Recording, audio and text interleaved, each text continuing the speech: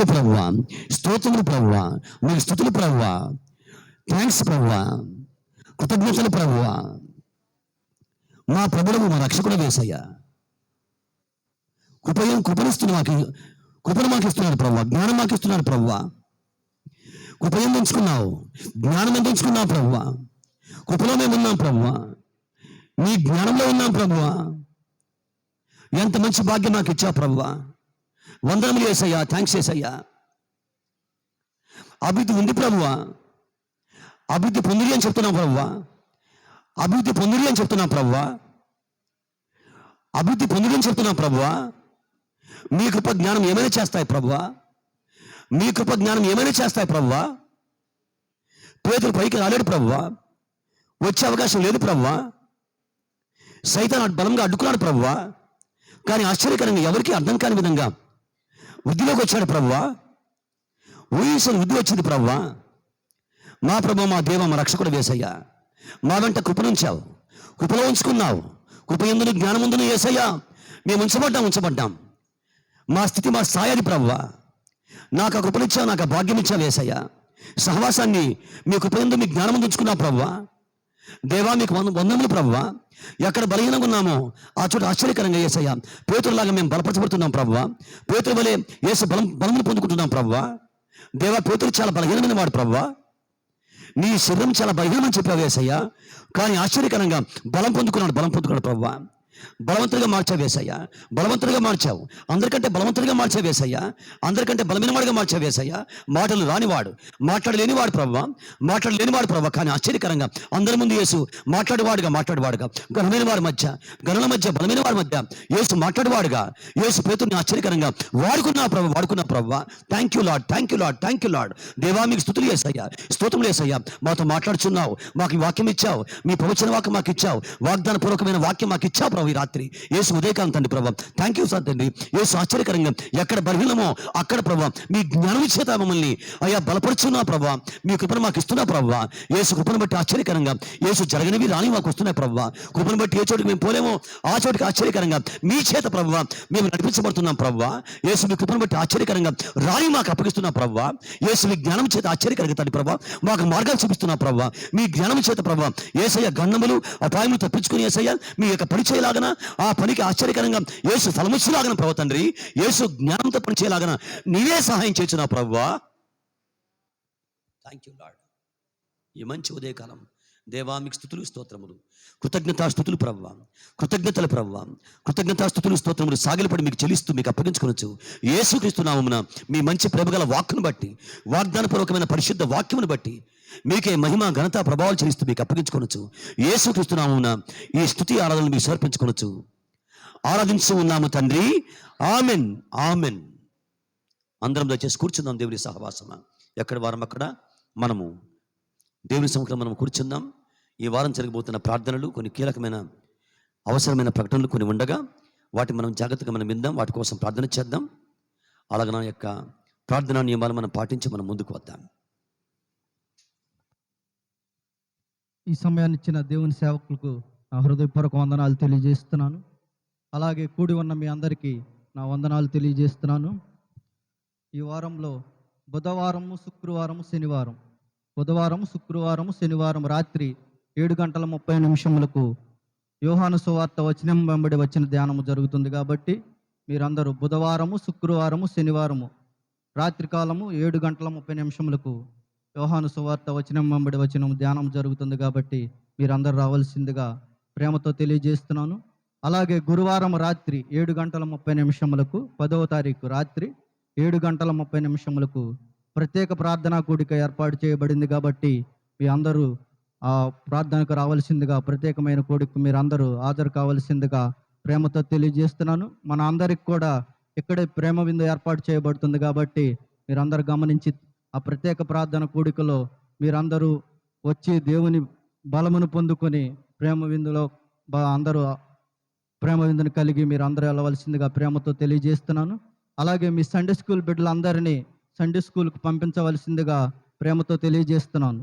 అలాగే బైబిల్ కావాల్సిన వారు బైబిల్ వెల ₹290, మీరు ₹290 ఇచ్చి ఆ బైబిల్ని తీసుకోవాల్సిందిగా ప్రేమతో తెలియజేస్తున్నాను. ఈ సమయంలో రష్యా ఉక్రెయిన్ల మధ్య యుద్ధం జరుగుతుంది కాబట్టి వారు అనేక ప్రాణ నష్టం కలుగుతుంది. అలాగే ఆహారం లేక అనేక మంది ఎంతో వేదన పడుచున్నారు, ఎంతో బాధల్లో వారు ఉన్నారు. కాబట్టి రష్యా ఉక్రెయిన్ల మధ్య యుద్ధము దేవుడి ఆపులాగున మనమందరము కొద్ది నిమిషములు మోకాళ్ళు వంచి దేవునికి ప్రార్థన చేద్దాం. మనమై దేవుని సంగమా, ఒక చిన్న వాక్య భాగం మీరు చూస్తారా? మీరు ఇంటికి పోయిన తర్వాత కూడా ఈ వాక్య భాగం ఎత్తిపట్టి ప్రార్థన చేయాలని, ఆ వాక్య జ్ఞానం కోసం, వాక్యం యొక్క అవగాహన కోసం, స్పష్టత కోసం ఈ వాక్యం మీకు చూపిస్తున్నాను. నేను యుద్ధముల గురించిన ప్రస్తావన చోట చేయబడుతూ వచ్చింది. దేవుడు ఎటువంటి వాడో, దేవుని బలమేంటో, ఎవరి యుద్ధములు ఆపాలో ఈ చోట వ్రాయబడుతూ వచ్చింది కదా. 46వ కీర్తన చూస్తారా వాక్యమును? 46 Psalms 46వ కీర్తన. 46వ కీర్తన. మోకాల మీద ఉండగలిగిన మీరందరూ కూడా మోకాల మీద ఉండి వాక్యం చూడండి. మోకాల మీద ఉండగలిగిన, మీకు మోకాలు నొప్పులు లేకపోతే, మోకాళ్ళు ఉండగలిగేటువంటి అవకాశం మీకు ఉంటే కనుక మోకాల మీద ఉండి వాక్యం చూడండి. మోకాళ్ళు వంచండి, వాక్యం చూడండి. మంచి అలవాట్లు దేవునికి సంతోషం కలిగించేటువంటి క్రమాన్ని మనం మెయింటైన్ చేద్దాం. ఈ చోట 46వ కీర్తన 9వ వాక్యం చూస్తారా? 9వ వచనం. ఆయనే బూదిగంతముల వరకు యుద్ధములు మాన్పువాడు, విల్లు విరిచివాడును, బల్లెమును తెగ నరుకువాడును ఆయనే. యుద్ధ రథములను అగ్నిలో కాల్చివేయవాడు ఆయనే. యుద్ధ రథములను అగ్నిలో కాల్చివేయవాడు ఆయనే. ఆయనే ఆయనే ఆయనే ఉందా? 3 చోట్ల. ఫస్ట్ లైన్లో ఉంది, సెకండ్ లైన్లో, థర్డ్ లైన్లో. కాబట్టి ఆయనే యుద్ధమును మాన్పాలి. ఎవరు చెప్పినా వారు వినడం లేదు కదా. ఎవరు చెప్పినా, ఏం జరిగినా, ఎంత నష్టం వచ్చినా కదా, కొంతమంది భయంకరమైనటువంటి ప్రమాదంలోకి లోనవుతున్నా, సామాన్య పౌరులు భయంకరంగా ఘోరమైన చావులు చచ్చిపోతున్నా రష్యా వాళ్ళు వినడం లేదు. కాబట్టి వారి మనసుని ఎవరు మార్చాలి? వారి మనసుని ఎవరు చేయాలి? వారి యొక్క మనసులో యుద్ధం మానుకుందామనే తలంపు ఎవరు కలిగించాలి? బైబిల్లో మాట ఉంది, బూదిగంతముల వరకు యుద్ధములు మాన్పువాడు. ఎంత మంచి మాట కదా. గాయము మాన్పువాడు ఆయన, దేని బిడ్డారు. కాబట్టి ఆ మనస్సును మాన్పువాడు ఆయనే. విల్లు విరిచివాడును. విల్లు వలె ఉంది రష్యా, బల్యములా ఉంది ప్రపంచానికి రష్యా కదా. వారెవరి మాట విన్నంలా, ఎవరి మాట విన్నాం. మేము యుద్ధము చేస్తాం, మా ఇష్టము మేము చేస్తాం, మా డబ్బు యుద్ధము చేస్తాం, మా దగ్గర బాంబ్స్ ఉన్నాయి, మిసైల్స్ ఉన్నాయి, రాకెట్ లాంచర్స్ ఉన్నాయి, మేము వేస్తాం, మేము చెలరైపోతాం అంటున్నారు. కాబట్టి ఆ బల్యమును ఎవరు తెగ నరకాలి? దేవుని యొక్క బలము చేత ఆ బల్యము తెగ నరకబడుతుంది. మీరు ప్రార్థన చేయాలి. ఎందుకు చెప్తున్నా అంటే అక్కడ చాలా బాధాకరంగా, ఘోరంగా ఉన్నాయి. మీ అందరూ కూడా న్యూస్ ఫాలో అవుతున్నారు చాలా కదా. హృదయ విదారకంగా సన్నివేశం ఆ చోట ఉంది. అవి చూడలేకపోతున్నాం.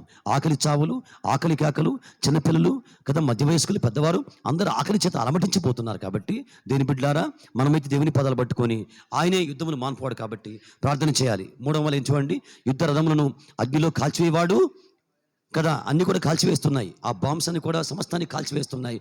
దేవుడే వాటిని కాల్చగలడు, వాటి బలం తీయగలడు, పనికిరాని వాటిగా మార్చగలిగిన వాడు ఆయన. కాబట్టి దయచేసి తల్లు ఉంచి మన కళ్ళు మూసుకొని ప్రార్థన చేద్దాం. ఎవరికి వారుగా నోరు తెరవండి, దయచేసి నోరు తెరవండి. ప్రభువా, యేసు ఉక్రెయిన్ని కాపాడు ప్రభువా. రష్యా వారు చనిపోతున్నారు, ఉక్రెయిన్ వారు చనిపోతున్నారు, చాలామంది విధవరాండ్రు అయిపోతున్నారు, అనేక మంది తండ్రులు కోల్పోతున్నారు, తల్లులు కోల్పోతున్నారు, బిడ్డల్ని కోల్పోతున్నారు, విలువైన ఆస్తులు కోల్పోతున్నారు. సంవత్సరాల తరబడి కష్టపడి సంపాదించిన ఆస్తులు మొత్తం కళ్ళ ముందే అవి సిమదలైపోతున్నాయి. ఎంత ఘోరం కదా, ఎంత భయం కదా, ఎంత బాధాకరం కదా, ఎంత దుఃఖము కదా, ఎంత వేదన కదా. మనమైతే ప్రశాంతంగా చోట ఉన్నాం కుమార్తె. కాబట్టి మనం ఏం చేయాలి? ఎందుకు ప్రశాంతంగా ఉంచాడు దేవుడు? ప్రార్థన చేయండి. సహోదరులారా, మా కొరకు ప్రార్థన చేయండి అని వారు అడుగుచూ ఉండగా, వారు మాట్లాడుచున్న స్వరం మనకు వినబడుచు ఉండగా, సహోదరులారా మా కొరకు ప్రార్థన చేయండి అడుగుచూ ఉండగా, దేవా మా క్షేమాన్ని ఇచ్చా ప్రభా, అందుని బట్టి కృతజ్ఞతలు ప్రభా, కృతజ్ఞతాస్తుతులు ప్రభా అని చెప్తూ వారి కోసం ప్రార్థన చేద్దాం. కృతజ్ఞతాపూర్వకంగా వారి కోసం అడుగుదాం. దేవుడే యుద్ధములు మాన్పాలి. బూదిగంతముల వరకు ఎవరైనా కానీ యుద్ధములు మాన్పగలిగిన వాడు, యుద్ధమును మానుకునే మనసు కలిగించేవాడు, యుద్ధం మానుకుందామని మనసు కలిగించేవాడు రష్యాకి ఆయనే కలిగించేవాడు.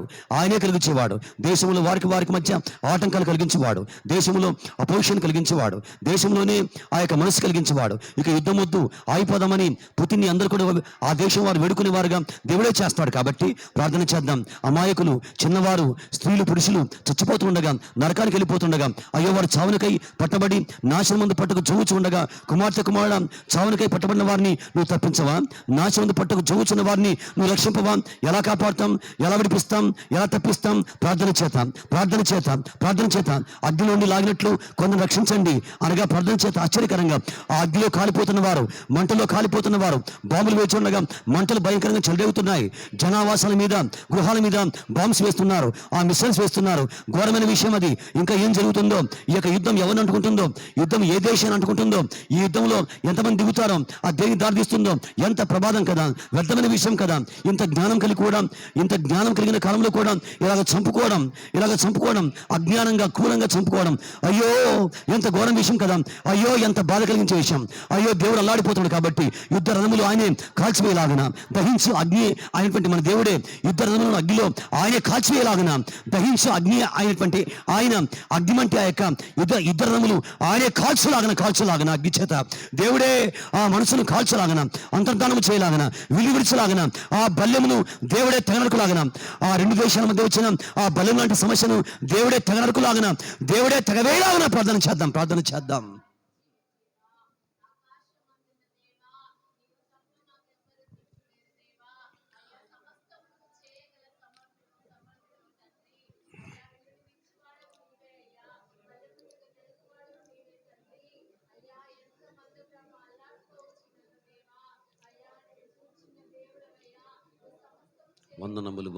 వందనములు అయ్యా. బల్యము తెగ నరుకువాడవు నీవే, అదృశ్యముగా తెగ నరుకువాడవు నీవే నాయనా. చిన్న పిల్లలు, పసిపిల్లలు పాలు లేక, ఆహారం లేక పడి ఉన్నారు, గడ్డి తింటున్నారు ప్రభువా, రాళ్ళు తింటున్నారు, మట్టి తింటున్నారు, బూడిద తింటున్నారు, ఆ చోట ఏది పడితే తింటున్నారు ప్రభువా. మనుషులందరి కోసం ప్రార్థన చేయమన్నావు, మనుషులందరి రక్షణ కోసం ప్రార్థన చేయమన్నావు. ఇది మీ దృష్టికి మంచిది, అది మీ దృష్టికి అనుకూలమైనది అయి ఉన్నది ప్రభువా.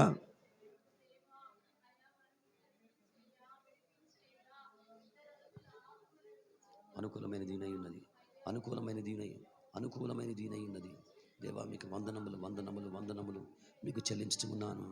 బలవంతుడు, సర్వాధికారి, శక్తిమంతుడు యేసయ్య, మేమందరం కలిసి మా మధ్య మీరు ఉండగా, మాతో నిశ్చయంగా మీరు ఉండగా, యేసయ్య ఎక్కడ 2-3 లేక అయ్యా నా ముందు కూడుకుంటారో అక్కడ వారి మధ్య ఉంటానని చెప్పిన వాడవు. 2 కంటే 3 కంటే ఎక్కువగా ఉండగా ప్రభువా, మా మధ్య మీరు ఉండగా ప్రభువా.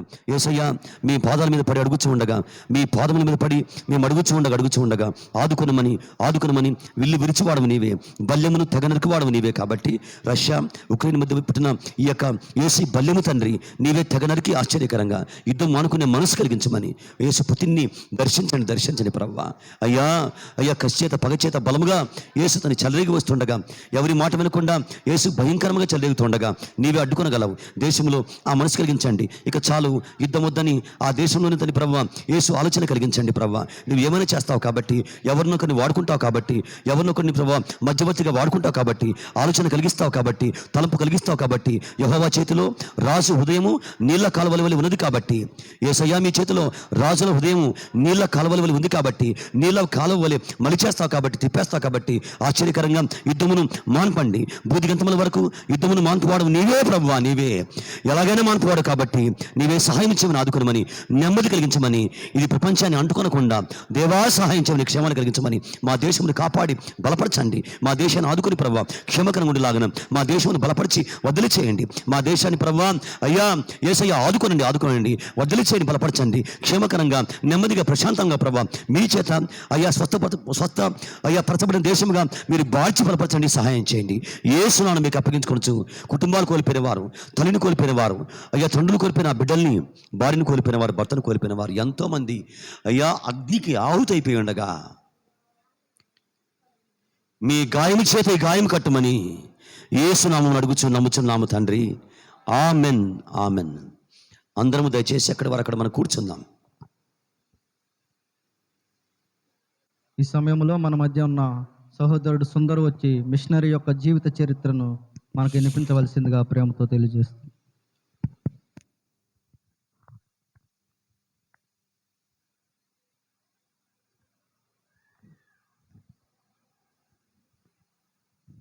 సమయం ఇచ్చిన దైవజనునికి వందనాలు.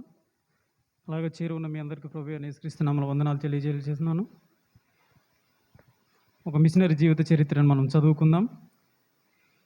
మిషనరీ పేరు గ్లాడిస్ ఐల్వార్డ్. 1902 సంవత్సరంలో జన్మించారు. బహుదూర ప్రాంతాలకు మీరు వెళ్ళగలరా? ఒంటరిగా ఎటువంటి ఆర్థిక సహాయం లేకపోయినా తెలియని భాష మాట్లాడే కొత్త ప్రజల మధ్య సేవ చేయుటకు వెళ్ళెదరా? చైనాలో తన అంతిమ గమ్యాన్ని చేరుకోవాలని ఎంతో ఆతురతో ప్రమాదకరమైన మార్గముల గుండా దేశం తర్వాత దేశాన్ని దాటుకుంటూ ప్రయాణించిన గ్లాడిస్ మే ఐల్వార్డ్ దేవుడు తనకిచ్చిన పిలుపును అందుకొనుటకు ఎంతో శ్రమించారు. శ్రామిక తరగతి కుటుంబంలో జన్మించిన ఐల్వార్డ్ 14 ఏళ్ల వయసులో చదువుని మానివేసి గృహాలలో జీతగతిగా పనిచేశారు. ఒకసారి ఆమె సువార్త వినని లక్షల మంది చైనా ప్రజలను గురించి చదవటం జరిగింది. తత్ఫలితంగా ఆమె మిషనరీ శిక్షణ పొంది చైనా వెళ్ళుటకై చైనా ఐర్లాండ్ మిషన్లో చేరారు. అయితే చైనా భాష నేర్చుకోవడంలో ఆమె విఫలమవడంతో 3 నెలల శిక్షణ తర్వాత తిరస్కరించబడ్డారు. ఎదురుపడిన ఈ నిరాశ కలిగించే అనుభవాలు దేవుని సేవకై ఆమెలో మండుచున్న జ్వాలను ఆర్పలేకపోయాయి. కాగా చైనా వెళ్ళుటకు కావలసిన ధనమును సమకూర్చుకొనుటకు ఆమె తిరిగి జీతగతిగా పనిచేయడం ప్రారంభించారు. 1930వ సంవత్సరంలో చౌకైన సుదీర్ఘ మార్గంలో చైనాకు తన ప్రయాణాన్ని ప్రారంభించిన ఆమె అనేక ప్రమాదాలు మరియు అడ్డంకులను ఎదుర్కొని ఎలాగైతేనేమి చివరకు చైనాలోని యాంగ్చెంగ్ నగరానికి మిషనరీతో కలిసి చేరుకున్నారు. ఇక్కడ స్థానికుల నుండి ఎంతో వ్యతిరేకతను ఎదుర్కొన్నప్పటికీ బిన్నీ లాసన్ అనే మరి ఒక మిషనరీతో కలిసి ఇన్ ఆఫ్ 8 హ్యాపీనెసెస్ 8 ఆనందముల సత్రం అనే సత్రమును ప్రారంభించింది. దాని ద్వారా చైనా దేశీయులైన ప్రయాణికులకు సువార్తను అందించడంలో విజయం సాధించారు ఐల్వార్డ్. మరియు అనాథల శ్రేయస్సు కొరకు కూడా ఆమె కృషి చేశారు. ప్రభుత్వ ఫుడ్ ఇన్స్పెక్టర్గా పనిచేసినప్పుడు ఆడపిల్లలు పాదములు ఎదగకుండా వాటిని కట్టివేసే పద్ధతిని విడిచిపెట్టుకుటకు ఆమె చైనా స్త్రీలలో చైతన్యం కలిగించడమే కాకుండా ఆ అవకాశాన్ని సద్వినియోగం చేసుకొని వారిలో సువార్త విత్తనాన్ని కూడా నాటారు. 1937వ సంవత్సరంలో చైనా జపాన్ యుద్ధం ప్రారంభమైనప్పుడు కూడా క్రైస్తవులు ఎన్నడూ వెనుతిరుగరు అని గట్టిగా విశ్వసించిన ఐల్వార్డ్ చైనాలో తన సేవను కొనసాగించారు. యుద్ధ సమయంలో ప్రమాదకరమైన పరిస్థితుల గుండా ఆమె దాదాపు 100 మంది అనాథ పిల్లలను సియాన్లోని సురక్షిత ప్రదేశానికి తీసుకువెళ్ళారు. అతి క్లిష్టమైన ఆ ప్రయాణంలో తన శక్తిని పూర్తిగా కోల్పోయిన ఆమె అక్కడికి చేరిన పిమ్మట స్పృహ కోల్పోయారు. 1948వ సంవత్సరంలో కమ్యూనిస్టు ప్రభుత్వం చైనాపై పాలన చేపట్టినప్పుడు మిషనరీలను దేశము నుండి తొలగించుటకు కఠిన చర్యలు తీసుకున్నారు. అయినప్పటికీ చైనాను విడిచి వెళ్ళుటకు ఇష్టం లేకపోయినా స్నేహితుల యొక్క బలవంతం చేత ఐల్వార్డ్ 17 సంవత్సరాల తర్వాత తన స్వదేశానికి తిరిగి వెళ్ళారు. అయితే చైనా కొరకైన ఆమె హృదయ భారం వలన అక్కడికి తిరిగి వెళ్ళుటకు ప్రయత్నించారు, కానీ అక్కడి కమ్యూనిస్టు ప్రభుత్వం ఆమెను అనుమతించలేదు. కావున హాంకాంగ్ వెళ్ళిన ఆమె చివరకు 1958వ సంవత్సరంలో తైవాస్లోని స్థిరపడ్డారు. అక్కడ ఆమె గ్లాడిస్ ఐల్వార్డ్ అనాథాశ్రమమును స్థాపించి తన తుదిశ్వాస వరకు కూడా అనాథ పిల్లల మధ్యలో తన పరిచర్యను కొనసాగించారు. ముగించబడింది. అందరికీ వందనములు.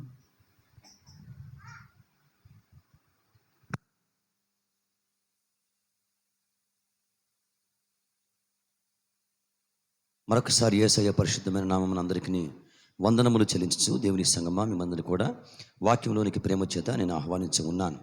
మన దేవుడు మంచివాడు. మంచి సంగతులు మనతో మాట్లాడి మన జీవితాన్ని ఖచ్చితంగా ఆయన మంచిగా మార్చేటువంటి వాడు. యెహోషువ కాలేబులో ఒక మాట అన్నారు. అందరూ కూడా భయపడుచు ఉండగా, వేదన పడుచు ఉండగా ఇశ్రాయేలు లక్షల మంది ఆ చోట చాలా కాలం మోషే ద్వారా వచ్చి నడిపించబడి వేరే వారు తీసుకొచ్చిన చెడ్డ సమాచారం చేత వారు బాధపడినప్పుడు యెహోషువ కాలేబులు ఏమన్నారంటే, అది మిక్కిలి మంచి దేశము, మేము చూచి వచ్చిన దేశము అది మిక్కిలి మంచి దేశము. దేవుడు మిక్కిలి మంచివాడు. ఆయన మంచివాడు కాదు, మిక్కిలి మంచివాడు. దేవుడు చాలా ప్రేమ గలవాడు కాదు, ఆయన మహాప్రేమ గలవాడు. బైబిల్లో ఆ మాట మనం చూడగలం. దేవునికి నీ మీద మహాప్రేమ ఉంది అనే విషయాన్ని మీరు మరవద్దు. దయచేసి ఒక మాట మీరు గమనించండి. ఎఫెసీయులకు రాసిన పత్రిక చూస్తారు వాక్యమును. ప్రేమ చేతనే ఇవన్నీ కూడా దేవుడు మనకు వినబడి చేస్తున్నవాడు. ప్రేమ చేత ప్రేమ మాట్లాడుతుంది, ప్రేమ ఇస్తుంది, ప్రేమ కాపాడుతుంది. ప్రేమ మాట్లాడుతుంది, ప్రేమ ఇస్తుంది, ప్రేమ కాపాడుతుంది. కాబట్టి ప్రేమ ఉంది కాబట్టి దేవుడు నీకు అనేక సంగతులు వినబడి చేయుచున్నవాడు. ఎఫెసీయులకు రాసిన పత్రిక 2వ అధ్యాయము 4వ వచనం చూస్తారా? 2వ అధ్యాయం 4వ వచనంలో, ఆయనను దేవుడు కరుణా సంపన్నుడై ఉండి మనము మన అపరాధముల చేత చచ్చిన వారమై ఉండినప్పుడు సైతము మన ఎడలో చూపిన తన మహా ప్రేమ చేత మనల్ని క్రీస్తు కూడా బ్రతికించాను. మనం ఆశ్చర్యకరంగా దేవుని చేత మనం బ్రతికించబడ్డ మనుషులం దేవుని చేత. దేనిని బట్టి? మన పట్ల అనుకున్న మహాప్రేమ చేత. దేవునికి నీ మీద ఏముంది? మహాప్రేమ అంటారు, గ్రేట్ లవ్. మన దేవుడు గ్రేట్ గాడ్, ఆయన మహాదేవుడు, మహాప్రేమను చూపించేటువంటి వాడు. నీ పట్ల దేవునికి మహాప్రేమ ఉంది. ఆ మాట చాలా బలం కలిగించే మాట. దేవుని ప్రేమ కింద నీవు ఉన్నావు. నేను చెప్పాను, ప్రేమ చేత మాట్లాడతాడు. దేవునికి నీ మీద మహాప్రేమ ఉంది కాబట్టి చాలా సంగతులు మాట్లాడుతున్న వాడి చోట మనం ఉదయకాలమున అంటే వర్షిప్ కోసం కూడా ఒక వాక్యం చూసుకున్నాం. నువ్వు ఏ చోట ఉన్నావు? ఆయన కృపయందు ఉన్నావు, ఆయన జ్ఞానం ముందు ఉన్నావు కాబట్టి అభివృద్ధి పొందుతావు. నీవు అభివృద్ధి ఉంది, డెవలప్మెంట్ ఉంది. చూస్తే మరి అట్లా లేవు కదా, కండిషన్స్ అట్లా లేవు. కానీ దేవుడు డెవలప్ చేసుకుంటాడు. ఆస్కారం ఉన్నా లేకపోయినా, అవకాశం ఉన్నా లేకపోయినా, ఛాన్స్ ఉన్నా లేకపోయినా దేవునికి అవన్నీ పట్టవు. దేవుడు చేద్దాం అనుకున్న దాన్ని దేవుడు జరిగించుకొని ఆయన వృద్ధి కలిగించుకుంటూ వస్తాడు. మీరు బాగా ఈ సంగతులు గమనించాలి. నేను ఒక వాక్య భాగం మీకు చెప్తాను. నేను బైబిల్లో మనం చూస్తాం అబ్రహాము శారాల విషయం గురించి రోమిలకు రాసిన పత్రికలో మెన్షన్ చేయబడుతుంది. రోమపత్రిక 4వ అధ్యాయం మీరు చూడవద్దు. అక్కడ అబ్రహాము ఒక విశ్వాసం చేస్తాడు. ఏమని? వాగ్దానం చేసిన వాడు దేవుడు ఆ వాగ్దానం జరిగించకు ఆయన సముద్రాన్ని రూఢిగా విశ్వాసం ఉంచి అవిశ్వాసం వల్ల బలహీనుడు కాక విశ్వాసం వల్ల బలం పొందుకున్నాడని. అయితే ఆ చోట కండిషన్ ఏంటి? అబ్రహాం దేహం చచ్చిపోయింది, శారా గర్భం కూడా ఏమయ్యాయి? అవి మృతతుల్యమైపోయాయని చెప్తాడు. మృతతుల్యమైపోయినవి. మృతతుల్యం అంటే ఏంటి? అంటే చచ్చిపోయినవి. ఇంగ్లీష్ రాశారు his body was already dead అని రాశారు. మామూలు విషయం కాదు ఆ విషయం. His body was already dead. Abraham యొక్క దేహం చచ్చిపోయింది అని రాశారు. వాక్యం అబద్ధం ఆడదు. నీకు దేవుడు అబద్ధం చెప్పడు. అబద్ధం చెప్పాల్సిన కర్మ దేవుని పట్టలేదు. ఎందుకోసమని? ఆయనకు అసాధ్యం లేవు. అసాధ్యములు ఉంటే అబద్ధాలు చెప్తాడు దేవుడు. దేవునికి అసాధ్యం లేవు కదా, ఎందుకు దేవుడు అబద్ధాలు చెప్పడు? ఆయన దేవుడు కాబట్టి మీకు అర్థం కావచ్చు. కానీ మీరు గమనించండి, ఆయన దేవుడే కానీ ఆయనకు అసాధ్యం లేవు కాబట్టి అబద్ధం చెప్పడు దేవుడు. ఆయన చెప్పాడో చేస్తాడు. అది అలాంటి అసాధ్యం అన్నా దేవునికి అది అసాధ్యం కాదు. అబ్రాహాం దగ్గర అన్నాడు దేవుడు, యెహోవాకు అసాధ్యమైంది ఏదైనా ఉందా? అబ్రాహామా, యెహోవాకు అసాధ్యమైంది ఏదైనా ఉంటుందా అంటే ఉండవు, లేవు కాబట్టి ఆయన అబద్ధం చెప్పడు. ఆయన చెప్పాడా? అది ఎలాగున్నా ఆయన చేస్తాడు. వృద్ధి కలిగే అవకాశం లేదు, ఎండమావులుగా ఉన్నాయి, ఆటంకాలు ఉన్నాయి, ఆస్కారం లేదు, అవకాశం లేదు. కానీ దేవుడు చెప్పాడు కాబట్టి అక్కడ ఆశ్చర్యకరంగా ఆయన వృద్ధి కలిగిస్తాడు దేవుడు. ఇలాంటివి ఎన్నో కొలలుగా సాక్ష్యములు చెప్పవచ్చు. ఈ మంచి ఉదయకాలం మీరు గమనించండి. అందుకే ఆ చోట వాక్యం చూస్తున్నప్పుడు అబ్రహాం దేహం అంట అది చచ్చిపోయింది, శారా గర్భం చచ్చిపోయింది. దాన్ని తెలుగులో ఏమన్నారు? మృతతుల్యమైపోయింది. మృతతుల్యం అంటే ఏంటి? అవి చచ్చిపోయినవి అంటే మృతమైపోయినవి, బాగా చచ్చిపోయినవి అంటే చిక్కి శలిమైపోయినవి, చచ్చిపోయినవి, బాగా చచ్చిపోయినవి, బాగా ఎండిపోయినవి, ఇక ఏమాత్రం కూడా అవకాశం లేదు. దాని ఏమంటారు? మృతతుల్యం అంటారు. అలాగ మార్చబడ్డాయి. కానీ ఆశ్చర్యకరంగా అక్కడి నుంచి దేవుడు అద్భుతంగా ఇస్సాకును తీసుకొచ్చాడు దేవుడు. కాబట్టి పేతురు చెప్పిన మాట ఏంటి? కృపయందు జ్ఞానం ఉంది. దేవుని కృప ఉంది, జ్ఞానం ఉంది. ఆ కృప చేత జ్ఞానం చేత పనిచేసి ఆయన కృపను బట్టి ఆయన జ్ఞానమును బట్టి పనిచేసి ఎక్కడ వృద్ధి రాదో అక్కడ ఆశ్చర్యకరంగా అభివృద్ధి కలిగించేవాడు దేవుడు. ప్రేమ చేత నీకు ఈ మాటలు ఇస్తుండగా మీరు బాగా నమ్మండి వాక్యాన్ని. సైతాను వాక్యం నమ్మనివాడు. సైతాను వాక్యం నమ్మనివాడు. బైబిల్లో ఒక మాట మీకు చూపిస్తాను. వాక్యంలోకి రండి, వాక్యం చూడండి. హెబ్రీ పత్రిక చూడండి, వాక్యం మీరు గమనించండి. హెబ్రీ పత్రిక. అవిశ్వాసం చాలా భయంకరమైనది కుమార్తెలారా. అవిశ్వాసం చేత అవినీతి వచ్చింది, దాని చేత దేవుడి చేతి వాటిని మనం కోల్పోతాం. హెబ్రీలకు రాసిన పత్రికలో ఒక మాట మనం చూడగలం. ఈ చోట అద్భుతంగా చెప్పుకుంటూ వస్తాడు పౌలు. 3వ అధ్యాయం చూడగలరా వాక్యమును? 3వ అధ్యాయం చూడండి వాక్యమును. 3వ అధ్యాయంలో హెబ్రీ పత్రిక 3వ అధ్యాయము అక్కడ కొన్ని సంగతులు చెప్పుకుంటూ వస్తాడు. ఈ చోట వాక్యములో 19వ వాక్యం చూస్తారా? 3వ అధ్యాయం 19వ వాక్యం చాలా సంగతుల పైన చెప్పుకుంటూ వచ్చి దానికి అనుబంధంగా కింద ఈ మాట మాట్లాడతాడు. 19వ వాక్యములో, కాగా అవిశ్వాసం చేతనే వారు ప్రవేశింపలేకపోయారని గ్రహించున్నాం. అవిశ్వాసం చేతనే వారు ప్రవేశించలేకపోయారు. వారు ప్రవేశించాలి. వీరెవరు? ఇశ్రాయేలు వారు. ఇశ్రాయేలు గురించి వారు చెప్తూ వచ్చాడు. వారు మొండివారు, వారు దేవునికి కోపాన్ని పుట్టించారు, దేవుని మాట వారు వినని వారుగా ఉన్నారు, వారు అవిధేయులుగా ఉన్నారు. కొన్ని విషయాలు చెప్పుకుంటూ వచ్చారు. చూస్తారా మాటలు? 16 నుంచి వాక్యం చదవండి. విని కోపం పుట్టించిన వారెవరు? బాగా విన్నారు వాళ్ళు, దేవుని కోపాన్ని కలిగించారు. మోషే చేత నడిపించబడి ఐగుప్తు నుండి బయలుదేరి వచ్చిన వారందరే కదా మోషే చేత నడిపించబడింది ఎవరి చేత? మోషే చేత. మీరు గమనించారు ఈ పదము, మోషే చేత నడిపించబడి వారు ఐగుప్తులోకి చేరలేకపోయారు. మోషే లాంటి వారు నడిపిస్తే వారు చేరకుండా ఉంటారా? అందుకే బైబిల్ని బాగా పరిశీలించాలి, వాక్యం బాగా పరిశీలించాలి. బైబిల్ ఒక మాట ఉంది, యెహోవా గ్రంథమును పరిశీలించదుడి అంటాడు. దేవుని గ్రంథాన్ని బాగా పరిశీలించాలి, వాక్యం చదవాలి, దేవుని వాక్యం అలవాటు చేసుకోవాలి, దేవుని వాక్యం చదువుట అలవాటు చేసుకోవాలి. ఇందిరాగాంధీ గారు రోజు వాక్యం చదివేటువంటి వారంట. ఇందిరాగాంధీ గారు, ధర్మదాస్ అని వాళ్ళ ఫ్యామిలీ ఫ్రెండ్ ఉన్నాడు. ఆయన ఫ్యామిలీ ఫ్రెండ్ ఒక పుస్తకం రాశారు, బంగారు పరిగ అనుకుంటాను ఆ పుస్తకం పేరు. ఆ బుక్ చదివాను నేను, పిల్ల వెంకటరత్నం గారు రాశారు, గుడివాడలో ఉంటారు ఆయన. ఆయన గురించి రాసుకుంటూ వచ్చారు. ఆ ధర్మదాస్ అనేటువంటి వాళ్ళ నాన్నగారు, ఆ నాన్నగారు అమ్మగారు పెద్ద పూజారులు వారు, కాశీలో వారు పెద్ద పూజారులు వాళ్ళు. అయితే వారు చాలా బాగా ధనవంతులు, మహాధనవంతులు వాళ్ళు. వారికి ఇందిరాగాంధీ ఫ్యామిలీకి బాగా అటాచ్మెంట్, ఫ్యామిలీ ఫ్రెండ్స్ అనమాట వాళ్ళు. ఈ రాజీవ్ గాంధీ గారికి బాగా ఫ్రెండ్ అయిన ధర్మదాస్ గారు, గమనించండి. ఆ కారణం చేత రాజీవ్ గాంధీ గారి కోసం పోయి ఆయన ఇంట్లో ఉన్నటువంటి వాడు ఎవరు? ఈ ధర్మదాస్. గమనించండి, ఆశ్చర్యకరంగా ఒక మంచి సాక్ష్యం అది. ఆయన పట్టుకున్నాడు దేవుడు బిడ్డారా, ఆయన రక్షణలోకి వచ్చాడు, దేవుని సేవకుడిగా మారిపోతాడు ఆయన. అయితే మీరు గమనించండి, రాత్రిపూట ఇందిరాగాంధీ గారిని చూసేటువంటి వాడు ఆయన. ఆ గదిలోకి పోయి ఆమె రాత్రిపూట పడుకునే ముందు ఎవ్రీడే, గమనించండి, she use to study psalms, book of Psalms చదివేటువంటి వారంట. సామెతలు, కీర్తనలు బాగా చదివేటువంటి వారు ఎవ్రీడే చదివేటువంటి వారంట ఆమెని. ఇందిరాగాంధీ గారిని జైల్లో వేశారు ఒకసారి, తెలుసా మీకు ఆ విషయం? ఇందిరాగాంధీ జైల్లో వేశారు. జైల్లో కూడా మీరు గమనించండి, జైల్లో కూడా ఆమె ఏం చేసేది తెలుసా? బైబిల్ చదివేటువంటి వారంట. ఒకసారి ధర్మదాస్ గారు ఆమెను కలుద్దామని పోతే ఆశ్చర్యకరంగా ఆ గదిలో ఆమె బైబిల్ తీసుకొని కూర్చున్నారంట. She knows the value of the word of God.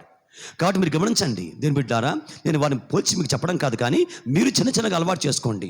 దేవుని వాక్యం దగ్గర కూర్చొని, ఎందుకోసం అంటే మీరు బలపరచబడతారు, దేవుని బలం పొందుకుంటారు, దేవుని జ్ఞానం పొందుకుంటారు, దేవుని శక్తి వచ్చేది. వాక్యంలో శక్తి ఉంది. ఒక మంచి మాట మీకు చూపిస్తాను, గమనించండి. ఈ మాట మీరు అట్లా ఉంచి మరల చోటుకు వస్తాను నేను. తిమోతికి పౌలు ఒక మాట చెప్తాడు చోట, ఆ వాక్య భాగం మీరు చూడండి, వాక్యం గమనించండి, వాక్యం బాగా నమ్మండి, వాక్యం పనిచేస్తుంది. ఇవన్నీ కూడా మీకు ఉపయోగపడతాయని నేను చూపిస్తున్న వాక్య భాగంలో 2 తిమోతి పత్రిక వాక్యం చూస్తారా? 2 తిమోతి పత్రికలో తిమోతికి పౌలు కొన్ని సూచనలు ఇస్తూ, అలా ఉండాలి, ఇలా ఉండాలి, బలంగా జీవించాలి, హింసలు భరించాలి, నువ్వు చూసిన భక్తిని బలంగా మెయింటైన్ చేయాలి తిమోతి అని చెప్తూ ఒక మాట మాట్లాడుకుంటూ వస్తాడు చోట. ఆ మాట మాట్లాడుతున్నప్పుడు వాక్యము ప్రస్థానం వచ్చింది. అక్కడ వాక్యం కొన్ని గుణం చెప్తాడు ఈ చోట. 3వ అధ్యాయం 14 వాక్యం చూడండి. 3వ అధ్యాయం 14 వాక్యం, ఆ క్రీస్తు యేసునందు ఉంచవలసిన విశ్వాసం ద్వారా రక్షణార్థమైన జ్ఞానం నీకు కలుగునట్లు, ఆ రక్షణార్థమైన జ్ఞానము నీ కలిగించుటకు శక్తిగల పరిశుద్ధ లేఖనములను, చూసారా? రక్షణార్థమైన జ్ఞానము నీ కలిగించుటకు శక్తిగల పరిశుద్ధ లేఖనములను, క్రీస్తు యేసునందు ఉంచవలసిన విశ్వాసము ద్వారా రక్షణార్థమైన జ్ఞానము నీ కలిగించుటకు శక్తిగల పరిశుద్ధ లేఖనములను. గమనించారా? రక్షణార్థమైన జ్ఞానము కలిగించుటకు లేఖనాలకు శక్తి ఉంది. దేవుని యొక్క వాక్యము, లేఖనాలు అంటే ఏంటి? లేఖనములన్నా, ధర్మశాస్త్రమన్నా, వాక్యమన్నా ఒకటే. వింటున్నారమ్మా? లేఖనములు, ధర్మశాస్త్రము, వాక్యమన్నా ఒకటే. లేఖనాలు అనే పేరు మీకు కనబడుతూ ఉంటాయి. లేఖనాలు అంటే ఏంటి? దేవుని వాక్యం. లేఖనములు అంటే దేవుని యొక్క వాక్యం, దేవుని ప్రవచన వాక్యం. మీకు అర్థమవుతుందా?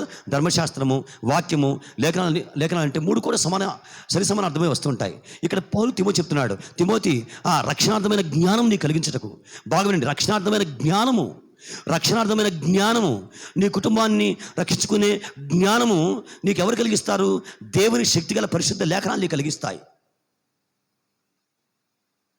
ఎస్, నీ సంఘాన్ని సేవకులుగా నాకు చెప్తాడు దేవుడు. సంఘాన్ని రక్షించుకునేటువంటి జ్ఞానము నాకు ఎలా వచ్చింది? దేవుని శక్తిగల పరిశుద్ధ లేఖనాలు నేను చదువుతూ ఉండగా నాకు జ్ఞానం వచ్చేది. ఎలా సంఘాన్ని పరిపాలించాలి, ఎలా ప్రార్థించాలి, ఎవరికోసే ప్రార్థన చేయాలి, ఎలా వాక్యం చెప్పాలి, ఏ వాక్య భాగాలు చెప్పాలి, ఎప్పుడే వాక్యం చెప్పాలి. మీకు అర్థమవుతుంది ఇవన్నీ కూడా బిడ్డారా? దేవుని ఆత్మచేత నడిపించబడతాను నేను. ఆ మాట మీరు గమనించాలి. తిమోతి నాయన, నువ్వు సేవకుడు కాబట్టి శక్తిగల పరిశుద్ధ లేఖనాలు అవి. పరిశుద్ధ లేఖనాల్లో శక్తి ఉంది. వాక్యం చదువుతుండగా బిడ్డారా, వాక్యం నమ్ముతుండగా నీకు శక్తి వచ్చేది. ఆ శక్తి అది అదృశ్యమైంది. ఆ దేవుని శక్తిని బట్టి గమనించండి, నీ కోసం ఆ చోట దేవుడు నీకు తెలియకుండా ఆయన పనిచేస్తుంటాడు. అందుకే చెప్తాడు, ఏం చెప్పాడు? రక్షణార్థమైన జ్ఞానం నీకు కలిగించుటకు ఈ లేఖనాలకి శక్తి ఉంది. అవి నీకు జ్ఞానం కలిగిస్తాయి. ఏ జ్ఞానం కలిగిస్తాయి?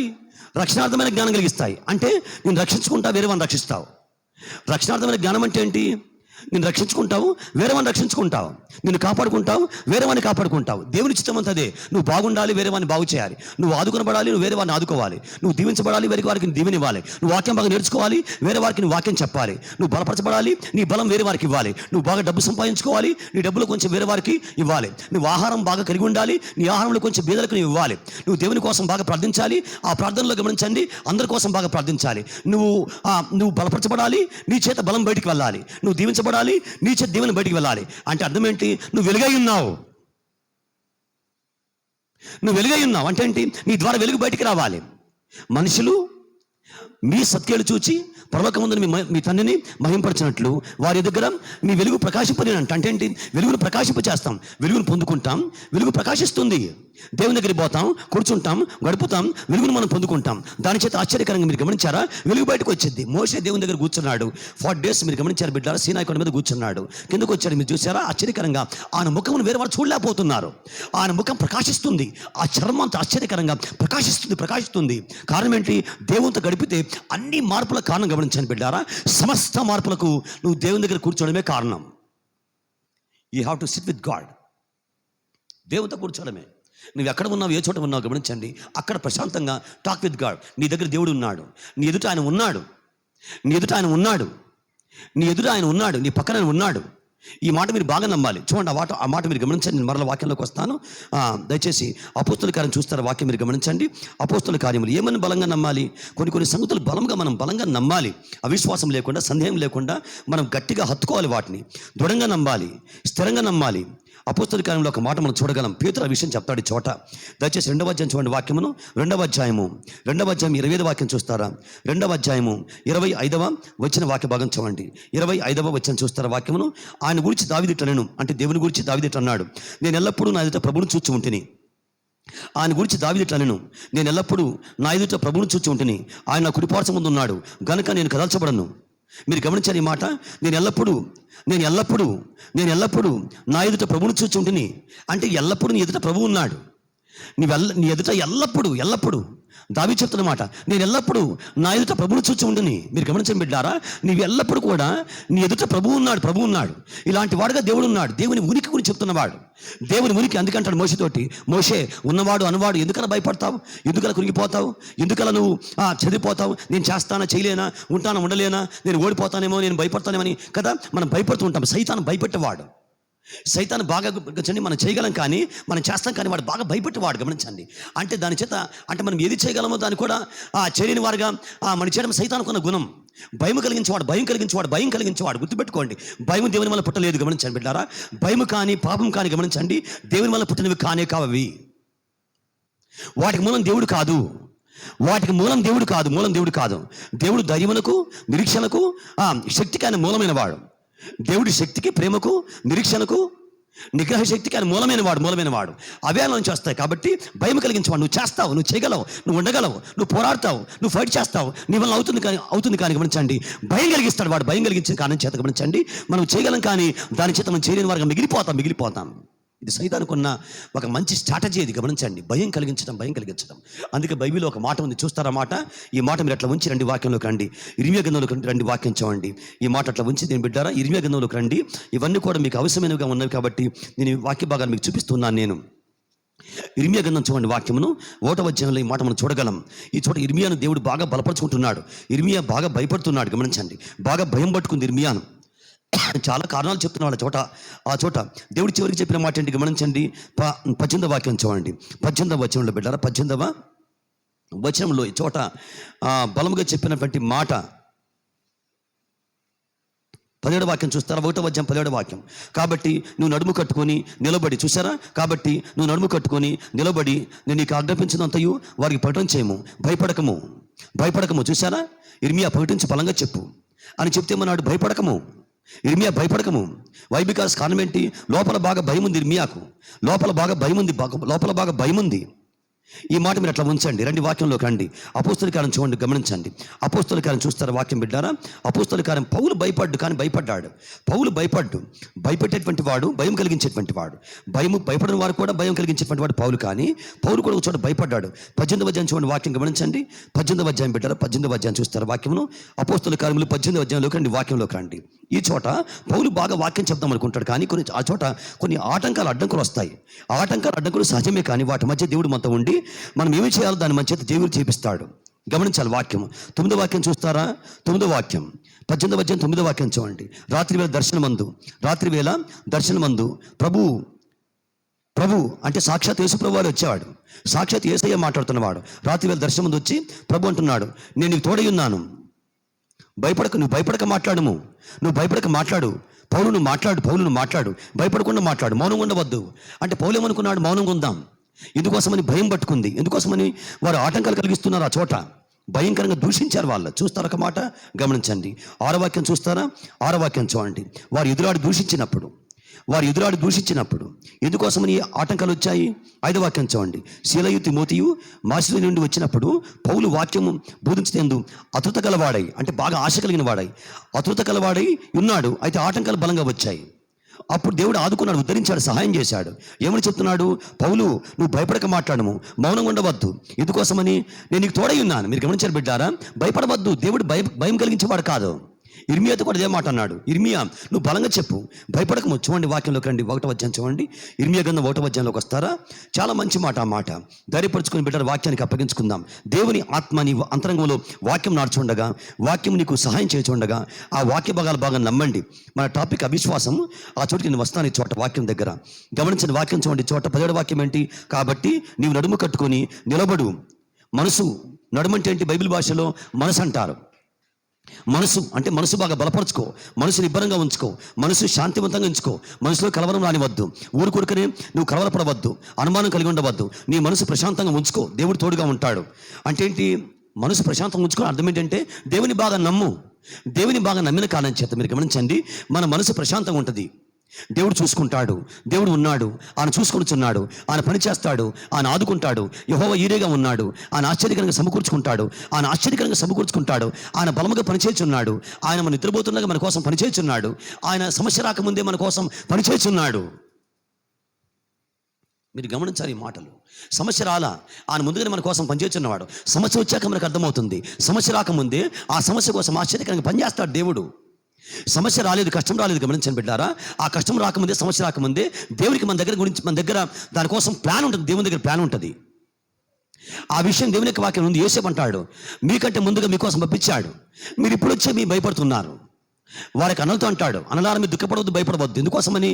మిమ్మల్ని ఆశ్చర్యకరంగా రక్షించుకుంటాడు. ఎందుకు తెలుసా? మీకంటే ముందు ఆశ్చర్యకరంగా మీకోసం దేవుడు 14 సంవత్సరాల ముందు ఆయన పనిచేశాడు. చోట సమస్య రాలేదు, కానీ ఆశ్చర్యకరంగా ఆ సమస్య ఎరిగిన వాడు ఏం చేశాడు? దేవుడు ముందుగానే దానికోసం పనిచేసేవాడుగా ఉన్నవాడు. అందుకే అంటున్నాడు దేవుడు, భయపడవద్దు, నిబ్బరంగా ఉండు. నా దేవుడు ఉన్నాడు, నా దేవుడు నాకు తోడై ఉన్నాడు, నా దేవుడు నా కోసం పనిచేస్తున్నాడు, నా దేవుడు నా కోసం పనిచేవాడుగా ఉన్నాడు. మీరు గమనించారు బిడ్డారా? దేవుడు నీ కోసం పనిచేస్తున్నాడు. God is working for you. ఇది చాలా బలమైన విషయం. ఇర్మియా, భయపడవద్దు. ఎందుకోసమని? నేను నీ కోసం పనిచేస్తా. ఏం పని చేస్తాడు దేవుడు? ఆ మాట మీరు గమనించండి. చూడండి వాక్యం, 18వ వాక్యం చూడండి. 18వ వాక్యం. యూదా రాజుల యొద్దకు కానీ, ప్రధానుల యొద్దకు కానీ, యాజకుల యొద్దకు కానీ, దేశ నివాసుల యొద్దకు కానీ, ఈ దేశమంతట్లో నీవెక్కడికి పోయినను ప్రాకారం గల పట్టణము గాను. చూసారా? దేవుడు చేసే పని గురించి మాట్లాడుతున్నవాడు. ప్రాకారం గల పట్టణము గాను, ఇనుపస్తంభం గాను, ఇత్తడి గోడలు గాను నీ ఉండునట్లు ఈ దినము నేను నియమించి ఉన్నాను. అంటే ప్రాకారం గల పట్టణముగా నేను చేసుకొని ఉన్నాను, ఇనుపస్తంభముగా నేను చేసుకొని ఉన్నాను, ఇత్తడి గోడలుగా నీ ఉండులాగానే చేసి ఉన్నాను. అంటే నీ కోసం పని చేస్తున్నాను నేను. ఎందుకు భయపడవద్దు? కారణం ఏంటి అంటే, ఇర్మియా, నీ కోసం పనిచేస్తున్నాను, ఇలాగ నేను మార్చుకుంటున్నాను, ఇలాగ నేను చేంజ్ చేసుకుంటూ వస్తున్నాను, నీ కోసం పనిచేస్తున్నాను కాబట్టి, నీ కోసం అన్ని సంగతులు ఉన్నాను కాబట్టి, నీ కోసం నేను కూడా ప్రయాసపడుతున్నాను కాబట్టి, నీ కోసం నీకంటే ముందుగా నేను పనిలో ఉన్నాను కాబట్టి. అందుకే చెప్పాను ఇంకొక మాట. దెబోరా ఏమని చెప్తుంది బారాకు తోటి? బారాకు భయపడవద్దయ్యా, యెహోవా నీకంటే ముందుగా బయలుదేరి ఉన్నాడు కదా. చూస్తారా మాట? ఆ మాట మీరు చూడండి చాలా. ఎందుకంటే మరలా పరిశుద్ధాత్మ కూడా ఆ మాట జ్ఞాపం చేస్తుండగా మనం చూడడం మంచిది. ఎక్కడుంది ఆ మాట? సంఖ్యాకాండము 6వ అధ్యాయం ఉంది కదా. ఎక్కడమ్మా? చెప్పండి, గట్టి చెప్పండి. న్యాయాధిపతుల గ్రంథం చూడండి, వాక్యం చూడండి, 6వ అధ్యాయమా. చెప్పండి, నాకు సహాయం చేయండి, నిజంగానే అడుగుతున్నాను నేను. 4వ అధ్యాయం మీరు గమనించండి. 4వ అధ్యాయం చూస్తారు బిడ్డరు. ఆ మాట చాలా బలమైనటువంటి విషయం, గమనించండి. దేవుడు అన్ని ఎరిగిన వాడే మనతో మాట్లాడుతుండగా దేవుని వాక్యానికి అప్పగించుకుందాం. 4వ అధ్యాయం మీరు గమనించండి. ఎందుకంటే అవిశ్వాసం రానివద్దని చెప్పడానికి ఇవన్నీ కూడా మీకు చెప్పుకుంటూ వస్తున్నాను నేను. 4వ అధ్యాయంలో దెబోరా బలంగా పలికిన మాట ఏంటి తెలుసా? బారాకు ఆయన సందేహిస్తుండగా, తటపటాయిస్తుండగా, ఆగుతూ ఉండగా, ఆలోచన చేస్తుండగా, ఆయన తడువు చేస్తుండగా అప్పుడు పలికిన మాట మనం చూడాలి. ఆ చోట 14వ వాక్యం చూస్తారా? 14వ వాక్యం గమనించండి. దెబోరా లెమ్ము, దెబోరా మాట్లాడుతుంది. దెబోరా అంటుంది, లెమ్ము, యెహోవా సీసెరాను నీ చేతికి అప్పగించింది దేని మీదే కదా, దేని మీదే, బారాకుతో. ఇదే యెహోవా నీకు ముందుగా బయలుదేరును కదా, యెహోవా నీకు ముందుగా బయలుదేరును కదా. What is your doubt? What is your problem? Barak సమస్య ఏంటి? ఎంత బాగుంది కదా బిడ్డారా. చివరిగా దేవుడు ఇచ్చిన మాట ఈ మాట. మీరు బాగా ఈ మాట పట్టుకోవాలి, విశ్వాసం ఉంచాలి, అవిశ్వాసం రానివద్దు. అవిశ్వాసం చేతనే మీరు గమనించారా? మోషే లాంటి నాయకుడి చేత నడిపించబడి వారు కణంలోకి ప్రవేశింపలేకపోయారు. మీకు చూపించాను. కాగా వారు అవిశ్వాసం చేతనే ప్రవేశింపలేకపోయారు. అవిశ్వాసం రానివద్దు. అవిశ్వాసం సైతాన్ వల్ల కలిగిద్ది. భయము, అవిశ్వాసము, అపనమ్మకం మీరు గమనించని బిడ్డారా సైతాన్ వల్ల కలుగుతాయి. అవి సైతాన్ వాడి కారణమైన వాడు. సైతాన్ అవిశ్వాసం పుట్టిస్తాడు, వాడు అబద్ధాలు పుట్టిస్తాడు. వాడెవరు? అబద్ధాలకు జనకుడు. లేని వాటి పుట్టిస్తాడు. లేని వార్త పుట్టించకూడదు అంటాడు వాక్యంలో. లేని వార్త పుట్టించకూడదు. మీరు లేని వార్త నమ్మకూడదు, వేరే వారు దాన్ని చెప్పకూడదు. లేని వార్త నమ్మకూడదు, వేరే వారు దాన్ని చెప్పకూడదు. చాలా బలమైన విషయాలు ఇవన్నీ కూడా గమనించండి. వాటిని ఏమంటారు తెలుసా? అపవిత్రమైన ఒట్టి మాటలు అంటారు. అపవిత్రమైన ఒట్టి మాటలు దూరంగా ఉండాలి మనం. అవి లేని మాటలు, అవి ఒట్టి మాటలు, అవి అపవిత్రమైన మాటలు, వాటికి దూరంగా ఉండాలి. ఎందుకంటే మీరు గమనించండి, సైతాని పనంతా కూడా ఇదే. ఇక్కడే మనం డిస్టర్బ్ అవుతాం. అక్కడే మీరు గమనించండి, మనం ఎదగలేకపోతాం. బైబిల్ క్లియర్గా కూడా మెన్షన్ చేయబడుతూ వచ్చాయి. ఈ మాట మీరు అట్లా ఉంచాను. చూడండి, రండి, వాక్యంలోకి రండి, గమనించండి. ఎందుకంటే సైతాను వీటి పుట్టిస్తాడు. భయం పుట్టిస్తాడు, లేని వాటి పుట్టిస్తాడు, ఒట్టి మాటలు పుట్టిస్తాడు, అవిశ్వాసం పుట్టిస్తాడు వాడి చోట. దయచేసి తిమోతి పత్రికలో రండి, వాక్యం చూడండి, గమనించండి. అక్కడ మీకు చూపిస్తాను ఈ మాటలన్నీ కూడా. తిమోతికి చాలా మంచి వార్నింగ్ ఇస్తాడు పౌలు ఈ చోట. చాలా బలంగా కొన్ని సంగతులు చెప్పుకుంటూ వస్తాడు ఈ చోట. చాలా బాగుంటాయి ఆ మాటలు, గమనించండి. కొంచెం ఈ చోట మనం ఆగుదాం దేవుని బిడ్డారా. ఆగి దేవుని యొక్క వాక్యాన్ని బాగా నిశ్చితంగా లోతుగా మనం పరిశీలన చేద్దాం. ఈ మాటలు చాలా విలువైనటువంటి మాటలు ఇవన్నీ కూడా గమనించండి. వాక్యమును తీతుకు పత్రిక చూస్తారు. వాక్యము తీతు పత్రిక చూడండి. వాక్యమును తీతు పత్రిక పేజ్ నెంబర్ 198, 198 పేజ్ నెంబర్లోకి అందరూ కూడా రండి. 198 పేజ్ నెంబర్లో ఇక్కడ చాలా మంచి మాట చెప్తాడు ఈ చోట. తీతుకు 8వ వచనం చూస్తారు. వాక్యమును 3వ అధ్యాయం 8వ వచనం. ఈ మాట నమ్మదగింది గనక దేవుని యందు విశ్వాసం ఉంచిన వారు సత్క్రియలను శ్రద్ధగా చేయటందు మనసుంచినట్లు నీవి సంగతుల గురించి దృఢంగా చెప్పుచున్న వాళ్ళని కోరుచున్నాను.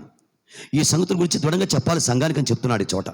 మీరు గమనించాలి. పౌలు చెప్తున్నాడు, తీతు నువ్వు సంఘానికి బలంగా ఈ విషయాలు బాగా చెప్పాలి, దృఢంగా చెప్పాలి. ఏంటవి?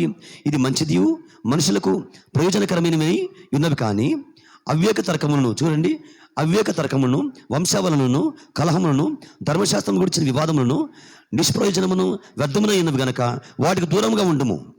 బాగా వినండి వాక్యమును. వాటికి దూరంగా ఉండము.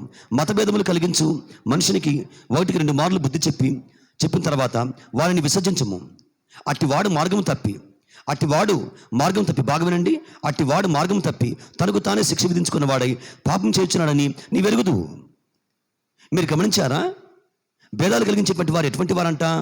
వారు మార్గం తప్పిన వారు. మీరు గమనించబడ్డారు. దేవుని యొక్క ఆత్మ భేదాన్ని కలిగించగలదు. దేవుని ఆత్మ ఐక్యత కలిగిస్తుంది, భేదములు కలిగించదు. ఇక్కడ పౌలు చెప్తున్నాడు, తీతు మతభేదాలు కలిగించే వ్యక్తుల్ని 1-2 మాట చెప్పి వారిని పక్కన పెట్టేసాయి.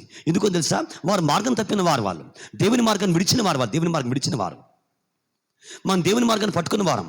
నువ్వు ఏ చోట ఉన్నావు? దేవుని మార్గంలో ఉన్నావు. నీ మార్గం రాజమార్గం, అది దేవుని మార్గం, దేవుని త్రోవ, అది యెహోవా త్రోవలో నీవు ఉన్నావు, దేవుని సత్యంలో నీవు ఉన్నావు. అలా చేసేవారు మీరు గమనించారు బిడ్డారా? మార్గం తప్పి తనకు తానే శిక్ష విధించుకుంటున్నారు. ఎవరి వారికి శిక్ష విధించారు గమనించండి. వారికి వారే శిక్ష విధించుకుంటారు. నాకు రాత్రి వేరే వారు ఫోన్ చేశారు, అన్న మా తమ్ముడి కోసం ప్రేర్ చేయండి. ఏం తెలుసా, వాడు భయంకరంగా ఇబ్బంది పడుతున్నాడు. ఏంటంటే వాడు భయంకరంగా తాగి వచ్చాడు. వాడు మేస్త్రి పని చేస్తాడు. నన్ను ఊరికే డబ్బులు అడుగుతున్నాడు. ఇప్పటికే వాడికి 2 lakhs ఇచ్చాను నేను. ఇప్పటికే వాడికి 2 lakhs ఇచ్చాను. మార్గం తప్పుట అంటే మీకు చెప్తాను నేను. మార్గం తప్పుట వారే శిక్ష విధించుకుంటారు. ఎవరు వారికి పనిష్మెంట్ ఇవ్వరు. వారే శిక్ష విధించుకుంటుంటారు. కష్టంలోకి వెళ్ళిపోతూ ఉంటారు వాళ్ళు. వారే మోసగించుకుంటుంటారు. ఇది చాలా ఘోరమైన విషయం. ఈ విషయం నాకు ఫోన్ చేశాడు, డబ్బులు ఇవ్వనన్నాను. ఇంట్లో గొడవ వచ్చింది. వాడి భార్య ఇద్దరు కూడా అతని భార్య కోపం వచ్చి అమ్మాయి కూడా సహించేదంటే కొన్ని విషయాలు అతను గట్టిగా అడిగేసరికి వాడు ఏం చేశాడు, ఇంట్లో రోకలి బండం ఉంది, దాన్ని తీసుకొని లాగించి కొట్టాడు. ఆ అమ్మాయి తల పగిలిపోవాల్సిన ఆశ్చర్యకరం, కానీ ఆ అమ్మాయి చేయి అడ్డబెట్టింది. ఆ చేయి ముక్కలైపోయింది. రాళ్ళు తీసుకొని తన భార్యను చూడకుండా ఇసిరి కొట్టుకుంటూ వచ్చాడు వాడు. రాళ్ళు తీసుకొని భార్యను కొడతాడు. వాడన్నా కొడతాడమ్మా? వారు మార్గం తప్పిన వాళ్ళు. వారికి వారే శిక్ష విధించుకుంటున్నారు వాళ్ళు. మీరు బాగా గమనించండి. వాక్యం అన్ని విషయాలు చెప్తుంది చోట.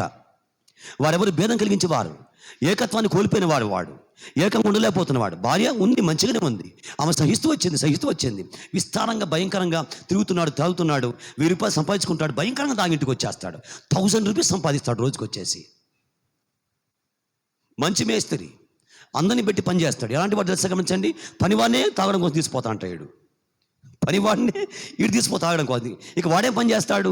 వీడి మేస్త్రి పని బీస్తే వచ్చారు కాబట్టి వారికి పని అప్పగించి వీడి బయటికి పోవాలా. వాళ్ళు కూడా తీసుకొని తాగడం కోసం పోతే ఇక వీడు ఏం సంపాదిస్తాడు, ఏం నిలబెట్టుకుంటాడు, వాడు ఏమవుతాడు అంటే వారు ఎవరు చెప్పండి, మార్గాన్ని విడిచిన చుక్కలవి. చుక్కయే సంపాదించేపండి మార్గం ఉన్నవాడు, కానీ వాడు మార్గాన్ని విడిచిన వాడు. ఆ రాళ్ళు తీసుకుని కొట్టే క్రమం ఏం జరిగింది, వేరే ఆమెకు పోయి రాయి తగిలింది. ఆమె ఎవరు, పక్కింటి ఆమె ఎక్కడ పని చేస్తారు, పోలీస్ స్టేషన్లో పని చేస్తారు.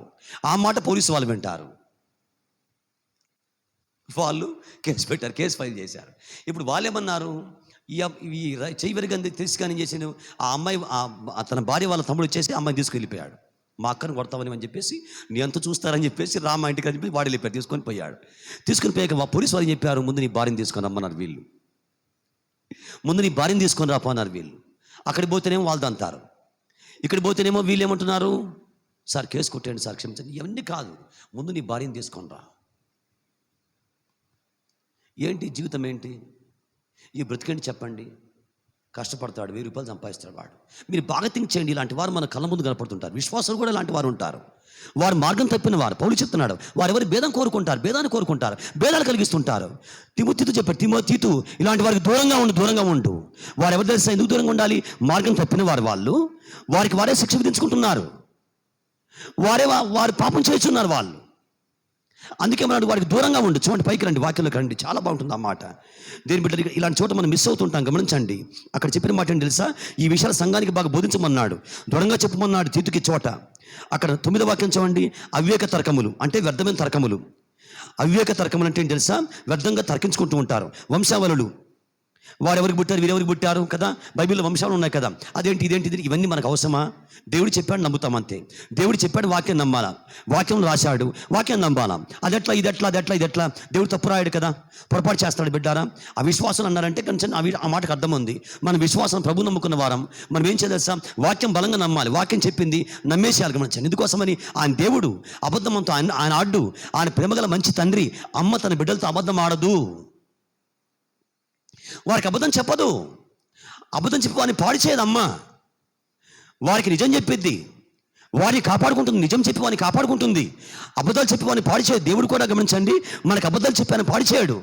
ఆ నిజమైన వాడు, నిజమైన కాపరాయన, నిజముగా మనతో ఉన్నవాడు. దావీదు అందుకన్నాడు, ఎల్లప్పుడూ నా ఎదుట ప్రభుని చూస్తున్నాను. ఆ నిజమైన వాడు కాబట్టి ఎల్లప్పుడూ నీ ఎదుట ఉన్నాడు ఆయన, నీ కృపాసమందు ఉన్నాడు. ఆయన అబద్ధికుడు కాదు, ఆయన సత్యవంతుడు. అందుకే దేవుని యొక్క వాక్యం బాగా నమ్మాలి. అక్కడ చూడండి, వాక్యం గమనించండి. అవివేక తర్కములు, వంశవాళ్ళు, కలహములు, ధర్మశాస్త్రం గురించిన వివాదములు. చూసారా, దేవుని వాక్యం గురించిన వివాదములు ఏమన్నాడు, అవి నిష్ప్రయోజనమైనవి, నిష్ప్రయోజనమును వ్యర్థమునై ఉన్నవి. అంటే ఇలాంటి నిష్ప్రయోజనమైనటువంటి వ్యర్థమైనటువంటి వాటిలోకి చాలామంది దిగి ఉన్నారు. ఆ మాట మీరు గమనించారా? అవి నిష్ప్రయోజనం అంటే అర్థం ఏంటి, ఏమాత్రం వాటి వల్ల ప్రయోజనం లేదు. ఆ తర్కముల వలన, ఆ వాదముల వలన, వాటి నమ్మడం వలన, వాటి పట్టుకోవడం వలన, వాటికి వెళ్ళడం వలన, గమనించారా, వాటి వలన ఎటువంటి ప్రయోజనం కూడా ప్రయోజనం శూన్యం. బాడీ చనిపోయింది, మెడిసిన్ వద్దిక తీసుకొని పోండి, డబ్బు శూన్యం. వాటి వల్ల శూన్యమే, ప్రయోజనం లేదు, వ్యర్థమే. ఎంత చేసినా వ్యర్థమే, ఎంత డబ్బు వేసినా వ్యర్థమే. వాడు చదవడు, ఆ అబ్బాయి చదవడు, అమ్మాయి చదవదు. స్కూల్ మానిపించేయండి, పని జాయిన్ చేయండి. ఎందుకోసమని కారణం ఏంటి? ఆ చదువుకునే మనసు వారికి లేదు కాబట్టి డబ్బు వ్యర్థం అంటారు. టీచర్స్ ఏమంటారు? వ్యర్థం, డబ్బు వ్యర్థం అర్థం అంటారు. అక్కడ ఒక మాట తీతు, ఇలాంటి వాటికి దూరంగా ఉండు. ఈ మాట అట్లా మీరు ఉంచండి. రండి వాక్యంలోకి రండి, ముందుకు రండి. మీరు గమని పెట్టారా? చాలా మంచి మాట చోట ఆశ్చర్యకరంగా రాయబడుతూ వచ్చాయి. దయచేసి వాక్యం చూడండి. మొదటి తిమోతి పత్రిక చూస్తారా? వాక్యం గమనించండి. మొదటి తిమోతి పత్రికలోకి రండి, వాక్యం చూడండి. 6వ అధ్యాయం చూస్తారా? 6వ అధ్యాయంలో కూడా ఇక్కడ అదే మాట మరల మాట్లాడతాడు.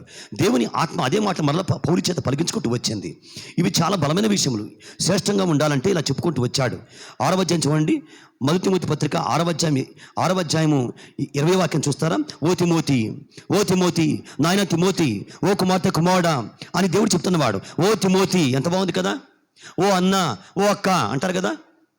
ఓ అన్న, ఒక అబ్బాయి ఉన్నాడు, వాడు చిన్నవాడు. ఓ అన్న, ఓ అక్క, ఓ అమ్మ అంటున్నాడు వాడు ఊరికే. అలాగే చూసి తిమోతి కూడా, ఓ తిమోతి, నాయన తిమోతి, బాగా వింటున్నావా? ఓ అత్తిమోతి, ఓ తిమోతి, ఓ చరణ్ బాగా కూర్చో, ఓ చరణ్ బాగా కూర్చో, ఓ చరణ్ బాగా కూర్చో. ఓ అంటే ఓ చరణ్, ఓ కాదు. హలో,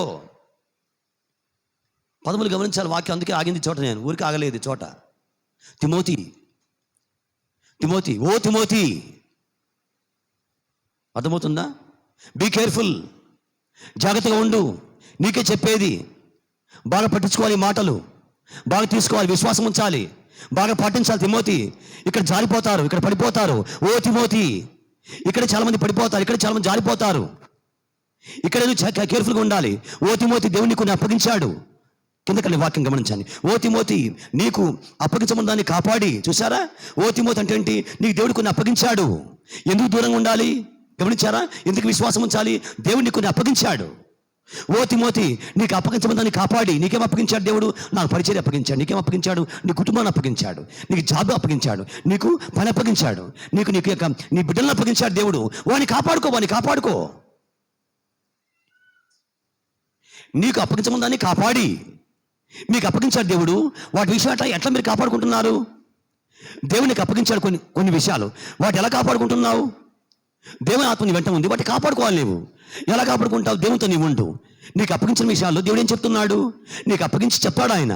నీ చేతులకు ఇస్తాడు, వాటి విషయం కొన్ని నీకు సూచనలు ఇస్తాడు దేవుడు. నీకు జాబ్ ఇస్తాడు, కొంత సూచనలు ఇస్తాడు, కుటుంబాన్ని ఇస్తాడు. గమనించండి, కుటుంబం కోసం చేస్తాడు దేవుడు. నువ్వు మార్నింగ్ లేవగానే ఫ్యామిలీ ప్రేయర్ చేసుకోవాలి, బయటలో కూర్చోవాలి. తర్వాత నీ ఇంటి వారిని ఏం చదువుకున్నారో నువ్వు అడగాలి. సాయంకాలం కాగానే మరలా కూర్చోవాలి, కలిసి ప్రేయర్ చేసుకోవాలి. ఎప్పుడు వీలు కాకపోతే వేరే విషయం అది.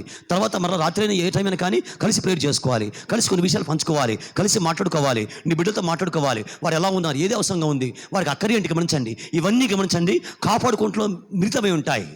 ఎలా కాపాడుకుంటున్నావు దేవునికి అప్పగించిన వాటిని? అందుకే ఈ చోట ఆగాను నేను. ఓ తిమోతి అంటే అర్థం చేస్తా, ఆగి చోట తిమోతి ఆగు, వెయిట్, ఊరికి పోవద్దు, ఆ చోట ఆగు. నీకు అప్పగించమన్న కొన్ని ఉన్నాయి, వాటి కాపాడుకోవాలి, వాటి సేవ్ చేసుకోవాలి. వాటి విషయం ఏంటి? ఎందుకోసమని దేవునికి ఇచ్చిన మాటలు లెక్క అడుగుతాడు మరలా. మనం ఎవరికి లెక్క అప్పగించవలసి ఉందో ఆ దేవుని కళ్ళకు సమస్తమును తేటగా కనబడుతున్నవి. కాబట్టి చెప్తున్నాడు, నువ్వు కాపాడాలి వాటిని. దేవునికి అప్పగించిన పరిచర్య కాపాడాలి, దేవునికి ఇచ్చిన పరిచయం నువ్వు కాపాడాలి, దేవునికి ఇచ్చిన సంఘాన్ని కాపాడాలి. నువ్వు దేవునికి ఇచ్చిన కుటుంబాన్ని కాపాడుకోవాలి, దేవునికి ఇచ్చిన సంఘాన్ని కూడా నీ వంతు పాత్ర కొంచెం ఉంది. బైబిల్లో మాట ఉంది. నీ సంఘము నీ పరిచర్య. యావత్ మంద గురించి అంటాడు, యావత్ మంద గురించి నీ మటుకు నీ గురించి కూడా జాగ్రత్త కలిగి ఉండాలి. చూస్తారా మాట గమనించండి. వాక్యంలోకి రండి దేని బిడ్డారా. అపోస్తల కార్యం చూస్తారు, వాక్యం గమనించండి. అపోస్తల కార్యములు 20 అధ్యాయం చూడండి. అన్ని కూలంకుషంగా స్పష్టంగా 1 by 1 దేవుని యొక్క వాక్యం దగ్గర మనం చూస్తున్నాం. గమనించండి వాక్యమును. దేవుని యొక్క అంతరంగంలో వాక్యం నాడ్చి ఉండగా, ఆయన ప్రేమించి ఆయన పరిశుద్ధమైన ఆహారం లాంటి వాక్యం నీకు ఇస్తుండగా, దయచేసి మంచి మనసుతో వాక్యమును మీరు అర్థం చేసుకుని వినండి. ప్రేమతో దేవునితో మాట్లాడుతున్నవాడు, ప్రేమ చేత తన వాక్యం నీకు పంచువాడుగా ఆయన ఉన్నవాడు. 20 అధ్యాయం వాక్యం చూడండి. 20 అధ్యాయము 27 వాక్యం చూస్తారా? 20 అధ్యాయము 27 వాక్యం చూడండి. 20 అధ్యాయం 27 వచనం. దేవుని సంకల్పమంతయు మీకు తెలుపకుండా నేనేమీ దాచుకోలేదు. దేవుడు తన స్వార్థం ఇచ్చి సంపాదించిన తన సంఘమును కాయటకు, దేవుడు తన స్వార్థం ఇచ్చి సంపాదించిన తన సంఘమును కాయటకు పరిశుద్ధాత్మ మిమ్మల్ని దేనియందు అధ్యక్షులుగా ఉంచెను. అంటే బాధ్యులుగా చేసిందో, ఏ విషయం ముందు నీకు భారం కలుగుతుందో. అధ్యక్షుడు అంటే ఏంటి? వారు పెద్దలుగా ఉన్నారులేండి. ఈ వాక్యం ఎట్లా అర్థం చేసుకోవాలి? ఏ విషయం ముందు నీకు బాధ్యులుగా ఉంచిందో, ఏ విషయం ముందు నీకు భారం కలుగుతుందో, ఏ సంగతుల కోసం ప్రార్థన చేయాలని నీకు ఆలోచన కలుగుతుందో దాన్ని అధ్యక్షులుగా అంటారు. పరిశుద్ధాత్మ, గమనించారు, వారు కాదు వీరు కాదు, పరిశుద్ధ ఆత్మదేవుని చేత నువ్వు నియమించబడ్డావు. పరిశుద్ధ ఆత్మ మిమ్మును మీరు గమనించారు బిడ్డారా? పరిశుద్ధ ఆత్మదేవుడు నిన్ను నియమించాడు. పరిశుద్ధ ఆత్మదేవుని చేత నియమించబడ్డావు. దేవుని ఆత్మ నీ కోసం పనిచేసింది. దేవుని ఆత్మ నీ మీద సముద్రం కుమ్మరించబడింది. పరిశుద్ధ ఆత్మ మిమ్మను నియమించింది. నువ్వు దేవుని చేత నియమించబడ్డ వ్యక్తివి. ఎంత మంచి భాగ్యం మీరు గమనించండి. నీ స్థితి అంటే నీకు అర్థం కావాలి, నా స్థితి అంటే నాకు అర్థం కావాలి. దేవుడు నాలో ఏమి చేస్తున్నాడో నాకు అర్థం కావాలి, దేవుడు నీలో ఏం చేశాడో నీకు అర్థం కావాలి. మనం ఉట్టిగా లేం, మన ఉట్టివారం కాదు, ఆయన మనల్ని పనిచేస్తున్నాడు. పరిశుద్ధ ఆత్మ మిమ్మల్ని నియమించింది. తండ్రి, కుమార, పరిశుద్ధాత్మ దేవుడు, ఆ త్రియేక దేవునిలో ఆ మూడో వ్యక్తి పరిశుద్ధాత్మ దేవుడు. మీరు గమనించి ఆయన చేత నియమించబడ్డావు. ఆయన చేత నీకు కొంచెం భారం కలుగుతుంది. దేని యందు భారం కలుగుతుంది నీకు? దేని యందు మిమ్మల్ని అధ్యక్షులుగా ఉంచను, దేని యందు మిమ్మల్ని అధ్యక్షులుగా ఉంచను, దేని యందు నీకు మనసు కలుగుతుందో, దేని యందు నీకు భారం కలుగుతుందో, దేని యందు నీకు ఆలోచన కలుగుతుందో, ఆ యావత్తు మంద గురించి, నీ మటుకు నీ గురించి నువ్వు జాగ్రత్త కలిగి ఉండాలి. ఆ యావత్తు మంద గురించి అంటే నీ సహవాసాన్ని గురించి. ఓ తిమోతి, బాగా విను. నాన్న Timothy, be listen, be careful. ఆగి చోట ఆగు తిమోతి. నువ్వు మనసు మార్చుకో, నువ్వు బాగా తలుపులు మార్చుకో, ఆగి ఆలోచన చేయి. నీవు చాలా విషయాలు చేయాలి. కొన్ని విషయాలు బాగా దూరంగా ఉండాలి, కొన్ని విషయాలు నీకు అప్పగించబడ్డాయి. వాటి విషయంలో నువ్వు కేర్ఫుల్గా ఉండాలి. ఈ మంచి ఉదయకాలం బిడ్డారా, దేవుని ఆత్మ నీకు నాకు కూడా చెప్తుండగా దేవునికి అప్పగించుకుందాం. చాలా విలువైనటువంటి మాటలు మనం వింటున్నాం. గమనించండి. అందుకే దావీదు అన్నాడు, దావీదు పలికిన మాట, వేల కొలది వెండి బంగారు నాణముల కంటే నువ్విచ్చిన ధర్మశాస్త్రం నాకు మేలు. ఎంత బాగుంటుంది కదా!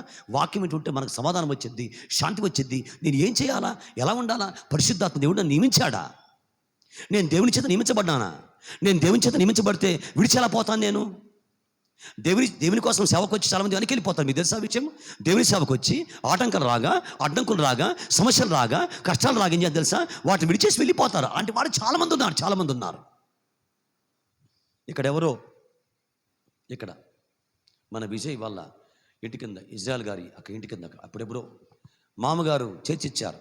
అమ్మాయిని పెళ్లి కుమార్తెకి ఇచ్చి, భార్యగా ఇచ్చి, మామగారు కష్టపడి కట్టిన సంఘాన్ని ఆయనకి ఇస్తే ఆ సంఘాన్ని అమ్మేసి వెళ్ళిపోయాయంట ఆయన.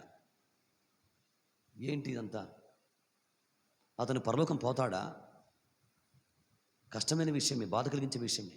సంఘం అమ్మేస్తాడు, డబ్బుకి అమ్మేస్తాడా? ఎట్లా అమ్మేస్తావు నువ్వు? ఏంటది?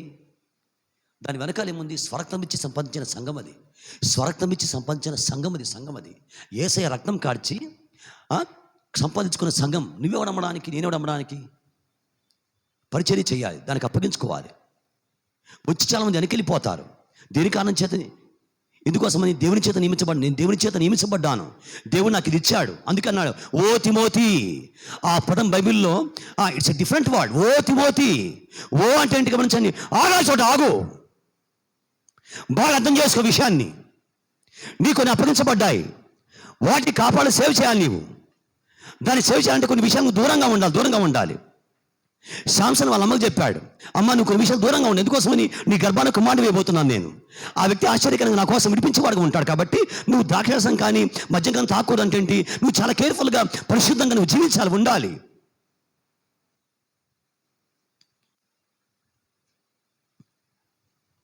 దేవుని చేత నియమించబడ్డా అని చెప్తే గమనించి బిడ్డారా, మనం విడిచేసి మనం పోలేం. మన చేత కాదు, అది వల్ల కాదు. ఎందుకోసమని? దేవుడు నాకు అప్పగించాడు, నేను దేవునికి లెక్క అప్పగించాలి. అది ఏమన్నా కానీ నేను చచ్చిపోయినా కానీ నేను దేవుని నియమించిన దాంట్లో నేను ఉంటాను అనేటువంటి మనసు మనకు వచ్చింది. తెలుసా? ఈ దేవుడు నాకు ఇచ్చిన ఫ్యామిలీ, దేవుడు నాకు ఇచ్చిన భర్త, దేవుడు నాకు ఇచ్చిన భార్య, దేవుడు నాకు ఇచ్చిన బిడ్డలు, దేవుడు నాకు ఇచ్చిన సహవాసం, దేవుడు నాకు ఇచ్చిన పని. కాబట్టి ఆ కష్టపడుతుండగా దేవుడు నియమించిన దేవుడే సహాయం చేస్తాడు, నియమించిన దేవుడే ఆదుకుంటాడు, నియమించిన దేవుడే సామర్థ్యం ఇస్తాడు. దేనికోసం నియమించాడో దానికోసం సత్తాను, సామర్థ్యాన్ని, బలాన్ని దేవుడే ఇస్తాడు. అందుకు నువ్వు విడవలేవు. అందుకే మాట చెప్పాడు, పరిశుద్ధ ఆత్మదేవుని చేత దేని మీరు అధ్యక్షులుగా నియమించబడ్డారో. నియమించింది ఎవరు? పరిశుద్ధాత్మ దేవుడు. ఎవరైనా ఆయన ఆర్పవద్దు, ఆయన్ని దుఃఖపరచవద్దు. ఆయన పరిశుద్ధమైన వాడు, హోలీ గాడ్. ఆయన నీకు సత్యం ఇస్తాడు, లీడ్ చేస్తాడు, నేను గైడ్ చేస్తాడు, నీకు తలంపిస్తాడు, నిన్ను ఆదరిస్తాడు. నిరీక్షణ కర్త ఆయన. ఎవరు? ఆయన శక్తికి, ప్రేమకు, ఆ నిగ్రహ శక్తికి ఆయన ఆధారమైన వాడు. నిన్ను సత్యం నుంచి సత్యంలో నడిపిస్తాడు ఆయన. వాక్యం నుంచి వాక్యం నడిపిస్తాడు, ఆయన తీసుకుని పోతాడు. ఆయన చేత నువ్వు బాగా ఆదించబడతాడు. అందుకంటాడు యేసయ్య, ఆదరణకర్తపిస్తాడు మీకోసం పంపిస్తాను, ఆయన చేత మీరు బాగా ఆదించబడతారు. ఈ మంచి ఉదయకాలం బిడ్డారు గమనించండి. దేవుని వాక్యం దగ్గర మనం ఉన్నాం కాబట్టి ఇలాగ నియమించబడి ఉండగా గమనించారా, పరిశుద్ధ ఆత్మ దేవుని చేత, పరిశుద్ధ ఆత్మ దేని యందు మిమ్మల్ని అధ్యక్షులుగా ఉంచను. ఎంత మంచి మాట మీరు గమనించారా? అక్కడ ఆగండి, అసలు ఆ చోట ఆగండి. దేవునికి అప్పగించిన దాన్ని కాపాడి, అది దేవునికి అప్పగించిన విషయం, నీ ఆరోగ్యం దేవునికి అప్పగించిన విషయం, దాన్ని కాపాడుకోవాలి. నేను చాలామంది ఆరోగ్యాన్ని అలక్ష్యం చేస్తారు. కొన్ని పనులు మనం చేయాలి, ఓవర్ చేయాలి గమనించండి, కానీ దానికోసం కొన్ని జాగ్రత్తలు తీసుకోవాలి, కొంత కేర్ తీసుకోవాలి. తిమోతి ఏమన్నాడు? తరచుగా వచ్చి నీ కడుపు జబ్బు నిమిత్తము నీళ్ళే కాకుండా ద్రాక్షారసం కూడా తీసుకో అంటాడు. తిమోతి చెప్తాడు కదా, మీకు చెప్పే పోయినాది అని చెప్పాను. తరచుగా ఆయనకి ఏమొస్తుంది? కడుపులో పోస్తుంది, కడుపులో జబ్బుని తిమోతి చెప్పాడు. తిమోతి దానికోసం నీళ్ళే కాకుండా ఏం చేస్తావు సార్, కొంచెం ఆ ద్రాక్ష జ్యూస్ తీసుకో నీవు. What is that? దేవుడు నీకు మంచి ఆరోగ్యం ఇచ్చాడు, మంచి ఫిజిక్ ఇచ్చాడు, మంచి హెల్త్ ఇచ్చాడు, నువ్వు ఫిట్గా ఉన్నావు, దాన్ని కాపాడుకో. మానవ సంబంధంగా నువ్వు కొన్ని చెయ్యి. దేవుడికి ఇచ్చిన వాటి బాగా తీసుకోని చెప్పాను ఉదయకాల సమయం కదా. దేవుడు మనకి ఇచ్చిన వాటిని మనం బాగా అనుభవించాలి. ఇది తప్పుడు పదం కాదు. దేవుడిని మనకి ఇచ్చిన వాటిని మనం అనుభవించాలి. ఇచ్చిన కుటుంబంతో బాగా సంతోషంగా మీరు గడపాలి. ఇచ్చిన ఫ్యామిలీతో బాగా సంతోషంగా గడపాలి. కూర్చొని సంతోషంగా మాట్లాడుకోవాలి. కొంతమంది అసలు మాట్లాడుకోరు. అసలు కొంతమంది కుటుంబంలో కూర్చొని వారు మాట్లాడుకోరు. భార్య భర్తలు కలిసి కూర్చొని మాట్లాడుకోరు. పిల్లలతో వారు కలిసి ఆడుకోరు, పాడుకోరు. What is that? అందుకే నీకు అప్పగించమని దాన్ని కాపాడు ఇవన్నీ కూడా వస్తాయి. నువ్వు కూర్చో, మాట్లాడుకో, గడుపు, స్పెండ్ చేయి, నవ్వుకో, ఆనందంగా పాటలు పాడుకో, చక్కగా అడుగు, సంగతులు అడుగు, విషయాలు చెప్పించుకో. టైం ఇవ్వు. టైం చాలా వాల్యుబుల్. టైం ఇవ్వాలి. దేవునికి ఇచ్చిన వాడికి టైం ఇవ్వాలి. నీ సేవకు టైం ఇవ్వాలి. నీ సంఘానికి టైం ఇవ్వాలి. నీ కుటుంబానికి టైం ఇవ్వాలి. నీ జాబ్కి టైం ఇవ్వాలి. దేని టైం దానికి ఉంది. జాబ్ టైం తీసుకొచ్చి ఇంట్లో పెట్టకూడదు. నాకు మొన్న వేరే ఒక అమ్మాయి ఫోన్ చేస్తున్నారు, అన్నయ్య నేను చెప్పండి నీ పాప అమ్మాయి ఏడుస్తుంది, బాధపడుతుంది. ఏంటంటే ఈరోజు హాలిడే అన్న, ఈరోజు హాలిడే కానీ ఈయన హాలిడేనే కానీ ఆఫీస్ విషయాలు ఇంట్లో మాట్లాడుతుంటాడు. హాలిడే అన్న మామూలుగా అయితే ఉదయకాలం 7 గంటలకు పోతాడు, రాత్రి 10 గంటలకు వస్తాడు. నేను ఎవరితో మాట్లాడాలా చెప్పండి? ఇంట్లో ఎవరు ఉండరు. ఈ పిల్లలు స్కూల్కి వెళ్ళిపోతారు. నేను ఒక్కదాన్నే ఉంటాను. నేను దేవునితో గడుపుతాను, చాలా టైం దేవునితో గడుపుతాను, ప్రార్థన చేసుకుంటాను. కొంతమంది కలిసి కూర్చొని లేడీస్ ఉన్నాం, మేము కాన్ఫరెన్స్లో ప్రేర్ చేసుకుంటాం. ఈయన వచ్చినప్పుడు ఇంత మాట్లాడదాం నాకు అనిపించింది సహజంగా. ఈరోజు హాలిడే కదా కాబట్టి ఈయన ఫోన్ ఏం చేయాలి, ఆఫీస్ విషయాలు మాట్లాడకూడదు కదా. ఇంటికి వచ్చినప్పటికీ మరలేం చేస్తాడు, ఆఫీస్ లాగానే మార్నింగ్ టు ఈవినింగ్ కూడా అవే మాట్లాడుతుంటాడు. ఈయన మంచి పిలివారి గురించి ఆ చోట మిస్ అయిపోతున్నవాడు అంటే తెలుసా, ఆయనకి అప్పగించిన దానికి టైం ఇవ్వలేకపోతున్నవాడు ఆయన. అవి అక్కడే ఈ ఇల్లే. ఇంట్లోకి ఆఫీస్ రాదు, ఆఫీసులోకి ఇల్లు వచ్చిద్దా? రాదు కదా. కాబట్టి ఏమన్నాడు దేవుడు ఒక మాట అన్నాడు, అంటే నీవు అన్ని విషయాల్లో మితంగా ఉండమంటాడు దేవుడు. అందుకే మితం అంటే ఏంటి? హద్దుల్లో ఉండు, తిమోతి నువ్వు అన్ని విషయాలు మితంగా ఉండని తెలుసా. నీ హద్దుల్లో ఉండు. దానికి హద్దు ఉంది. ఆఫీస్కి ఒక హద్దు ఉంది, ఇంటికి ఒక హద్దు ఉంది, సంఘానికి ఒక హద్దు ఉంది. సంఘంలో ఏం మాట్లాడాలి? దేవుని విషయాలు, దేవుని పరిచయ విషయాలు కదా. ఈ సంగతులు మనం కొన్ని బాధలు ఉన్నాయి, మనం పంచుకొని వాటి కోసం పేరు చేసుకుంటాం. ఎస్, కానీ గమనించండి, దైవ సంబంధం కాని విషయాలు గమనించండి, మాట్లాడకూడదు. అందుకే ఈ చోట అన్నాడు, ఓ తిమోతి బీ కేర్ఫుల్, లిసన్. అక్కడికి రండి, ఆ మాటలోకి రండి, మీరు గమనించండి, చాలా బాగుంటుంది ఆ మాట బిడ్డారా. చూడండి, అక్కడ తిమోతి కొన్ని వార్నింగ్స్ ఇస్తాడు తిమోతికి. ఈ చోట పౌలు చాలా మంచి మాటలు, అవన్నీ కూడా మీకు లైఫ్ లాంగ్ ఉపయోగపడతాయి. ఇవన్నీ కూడా జీవితాన్ని ఆశ్చర్యకరంగా, అర్థవంతంగా, దీవెనకరంగా మార్చేస్తాయి. మీరు వర్ధిల్లి పైకి వచ్చేస్తారు. మీరు దేవుని చిత్తాన్ని మొత్తం చేస్తారు. మీ పట్ల ఉన్న చిత్తాన్ని మొత్తం మీరు జరిగించుకుంటారు ఇలాగ మీరు ఉంటే గనక. 6వ అధ్యాయం 20వ వాక్యం చూడండి. ఓ తిమోతి, నీకు అప్పగించమని దాన్ని కాపాడి, అపవిత్రమైన ఒట్టి మాటలకు, చూసారా, అపవిత్రమైన ఒట్టి మాటలకు, జ్ఞానమని అబద్ధముగా చెప్పబడిన విపరీత వాదములకు దూరంగా ఉండుము. తీతుకదే చెప్పాడు, తిమోతిగా చెప్పాడు, దూరంగా ఉండు. మీరు గమనించబడ్డారు, కొన్ని విషయాలు నువ్వు దూరంగా ఉండాలి. వాటికి ఏంటవి? అపవిత్రమైన ఒట్టి మాటలు. చూసారా, అపవిత్రమైన ఒట్టి మాటలు. అవి ఒట్టి మాటలు. నేను చెప్పాను, సైతాను వాటి పుట్టించాడు. సైతాను భయం కలిగిస్తాడు, భయంకు దూరంగా ఉండాలి, భయానికి దూరంగా ఉండాలి. సైతాను ఒట్టి మాట కలిగిస్తాడు, లేని వాటితో పుట్టిస్తాడు. వాటికి గమనించండి, వాటిలో జాయిన్ కాకూడదు, వాటిలోకి వెళ్ళకూడదు, వాటికి దూరంగా ఉండాలి. ఎందుకోసమని? వాటి వెనకాల సైతాను ఉన్నాడు కాబట్టి. వాటిలోకి పోతే కనుక సైతాన్ యొక్క ఉచ్చులో మనం పడతాం, అపవాది ఉచ్చులో మనం పడతాం. మనకు అర్థం కాదు. మనం అనుకుంటాం జ్ఞానవంతులం అనుకుంటాం, నాకేం కొదవా అనుకుంటాం. అక్కడ ఒక మాట ఉంది, గమనించి చూసారా? చూడండి, జ్ఞానమని అబద్ధంగా చెప్పబడిన విపరీతవాదములకు దూరంగా ఉండము. ఆ విషయంలో ప్రవీణులమని కొందరు అనుకొని విశ్వాస విషయంలో తప్పిపోయి అంటే ఏంటి, మార్గాన్ని విడిచారు. వారు ఏమనుకున్నారు? జ్ఞానమని అనుకున్నారు. ప్రవీణులము ఏమైనా చేస్తామనుకున్నారు వాళ్ళు. ప్రవీణులమే తిమిని బమ్మిని చేస్తాం, బమ్మిని తిమ్మిని చేస్తాం అనుకున్నారు వాళ్ళు. కానీ వారు ఏమయ్యారు తెలుస్తాం, చివరికి వారి విశ్వాసాన్ని విడిచేసి వారు దారిపై పడిపోయి మార్గం తప్పి వారికి వారే శిక్ష విధించుకుంటున్నారు ఈ చోట. అందుకే అన్నాడు, ఓ తిమోతి, బీ కేర్ఫుల్, ఇలాంటి విషయాలను జాగ్రత్తగా ఉండు, వారికి దూరంగా ఉండు, డిస్టెన్స్ వాటికి మెయింటైన్ చేయి, అలాంటి వారికి దూరంగా ఉండు.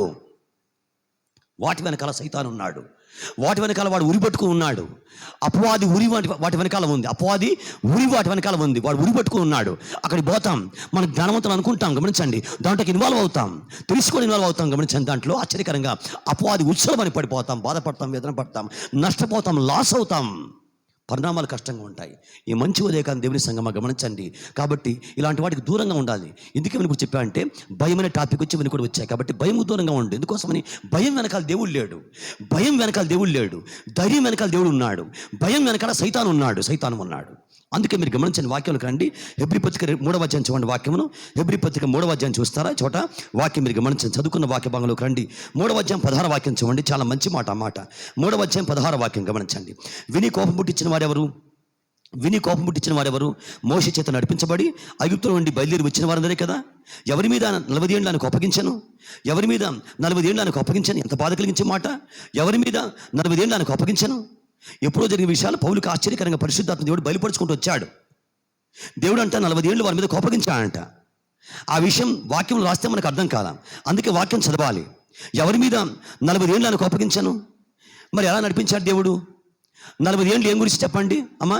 40 ఏళ్ళు ఏం కురిసింది వారి కోసం? రోజు మన్నా కురిసింది. మరి ఇక్కడ ఈ వాక్యం ఏంటి? ఎవరి మీద 40 ఏళ్ళు ఆయనకు అప్పగించాను అంటే కోపగిస్తూనే మన్నా కురిపించాడు. వారేంటి కోపం? వారు విని కోపం పుట్టించారు. మోషే లాంటి వారి చేత బిడ్డలారా నడిపించబడి మీరు బాగా వినండి, గమనించండి. దేవుని చేత, దేవుని బలము చేత, దేవుని జ్ఞానము చేత, దేవుని యొక్క ప్రేమ చేత నువ్వు బలంగా నడిపించబడుతున్నావు. ఇది మీరు బాగా నమ్మాలి. అవిశ్వాసం రానివద్దు. ఇక్కడే వారు పొరపాటు చేశారు. మేము దేవుని చేత నడిపించబడుతున్నామనేటువంటి ఆ విషయంలో వారు మిస్టేక్ చేసి గమనించండి, అవిశ్వాసం వచ్చి గమనించండి. వారు ఏ చోటికి వెళ్ళాలో ఆ చోటికి వెళ్ళైపోయారంటే they have miss the mark, అంటే వారు మార్క్ మిస్ అయిపోయారు వాళ్ళు. చివరికి వారి గురించి పలికిన మాటని చూడండి, వాక్యం గమనించండి. 3వ అధ్యాయం చూడండి. 3వ అధ్యాయం 19వ వాక్యం ఏంటి? ఫలితార్థం ఏంటి? కాగా అవిశ్వాసం చేతనే వారు ప్రవేశింపలేకపోయిరి. వారు ప్రవేశించాలి, కణంలో ప్రవేశించాలి, వాస్తవానికి కణంలోకి వెళ్ళాలి, కానీ వారు ప్రవేశింపలేకపోయారు. దేని చేత? కారణం ఏంటి? 16వ వాక్యం, మోషే చేత నడిపించబడి అంటే మేము దేవుని చేత నడిపించబడుతున్నాం. మీరు బాగా నమ్మాలి ఈ విషయాన్ని. అన్ని సమస్యల్లో, అన్ని బాధల్లో, అన్ని కష్టాల్లో, అన్ని ఇరుకుల్లో మీరు ఏ చోట ఉన్నారో, ఎక్కడ ఉన్నారో గమనించబడ్డారా? అనేక బాధ్యతలు మీ మీద ఉన్నాయి, అనేక బరువులు భరిస్తున్నారు కదా. ఆ చోట గమనించండి, మీకు ఏ విశ్వాసం ఉండాలి? నేను దేవుని చేత నడిపించబడుతున్నాను అనే భావన మీకు బలంగా రావాలి, వెంటనే రావాలి. ఈ చోట ఉన్నాను, ఈ పని చేయాలి, ఇక్కడ ఆటకం వచ్చింది, సమస్య వచ్చింది, డైలమా వచ్చింది, గమనించండి, ఒక సంక్లిష్ట వాతావరణం వచ్చింది. అక్కడ ఏ విశ్వాసం రావాలి? నేను దేవుని చేత నడిపించబడుతున్నాను కాబట్టి ప్రభువా నన్ను ఈ చోట నడిపించండి ప్రభువా అని దేవుని మనం అడగాలి. ఆ చోట నువ్వు ఆశ్చర్యకరంగా దేవుని చేత అక్కడ ఒక మార్గాన్ని పొందుకుంటావు. దేవుడు ఎవరు? నడిపించే దేవుడు ఆయన. బైబిల్లో అనేక చోట్ల పాదం ఉంది, నడిపించుట. వారు నన్ను ప్రార్థించి ఉండగా నేను వారు నడిపింతును, వారు నన్ను ప్రార్థించి ఉండగా నేను వారు నడిపింతును. ఆశ్చర్యకరంగా దేవుడు నడిపిస్తాడు, దేవుడు. మేము కొంచెం పరిచయకు పోతున్నాం కదా, అక్కడ కొంచెం పని చేయవలసి వచ్చింది. అంటే అవన్నీ కూడా ఎత్తు తగ్గులుగా ఉన్నాయి. అంటే కూర్చోవడానికి ఆదివారం పూట సాయంకాలం కూడా కూర్చోవడానికి కష్టంగా ఉంది. రాళ్ళని కూడా ఉన్నాయి. అక్కడ కొన్ని తుమ్మ చెట్లు మేము గలంగా కొట్టేసాం. అక్కడ నాకు కొంచెం వేరే వారు సహకరించేటువంటి బిలీవర్స్ ఉంటే వారితో నేను ఉండి ఏం చేశానంటే వారితో పాటు కలిసి అక్కడ ఆ చెట్టు కొట్టేసుకొని కొంచెము అక్కడ ఆ చోట ఇసుక కొంచెం అవసరమైందనమాట. కొంచెం ఇసుక అవసరమైంది. అయితే ఆ చోట ఇసుక ఎక్కడ కూడా లేదని వారు చెప్తున్నారు. అక్కడ నేను ఒకరోజు అక్కడ ఆగిపోయాను. నేను ఇక్కడ నాకు పరిచయం ఉంది కాబట్టి గమనించండి, నేను వచ్చేద్దాం అనుకున్నాను, కానీ అక్కడ పని ఉంది, ఆ చోట పని. ఎందుకోసమని మరలా ఆదివారం పోయేసరికి కొంచెం అక్కడ కూర్చొని బాగా ఫ్రీగా ఉండాలి. నేను పరిచయం ఉన్న వారితో రాత్రి అంతా కూడా అడిగించాను. ఆ ఊర్లో ఇసుక దొరకదు అన్నారు, ఇసుక లేదన్నారు.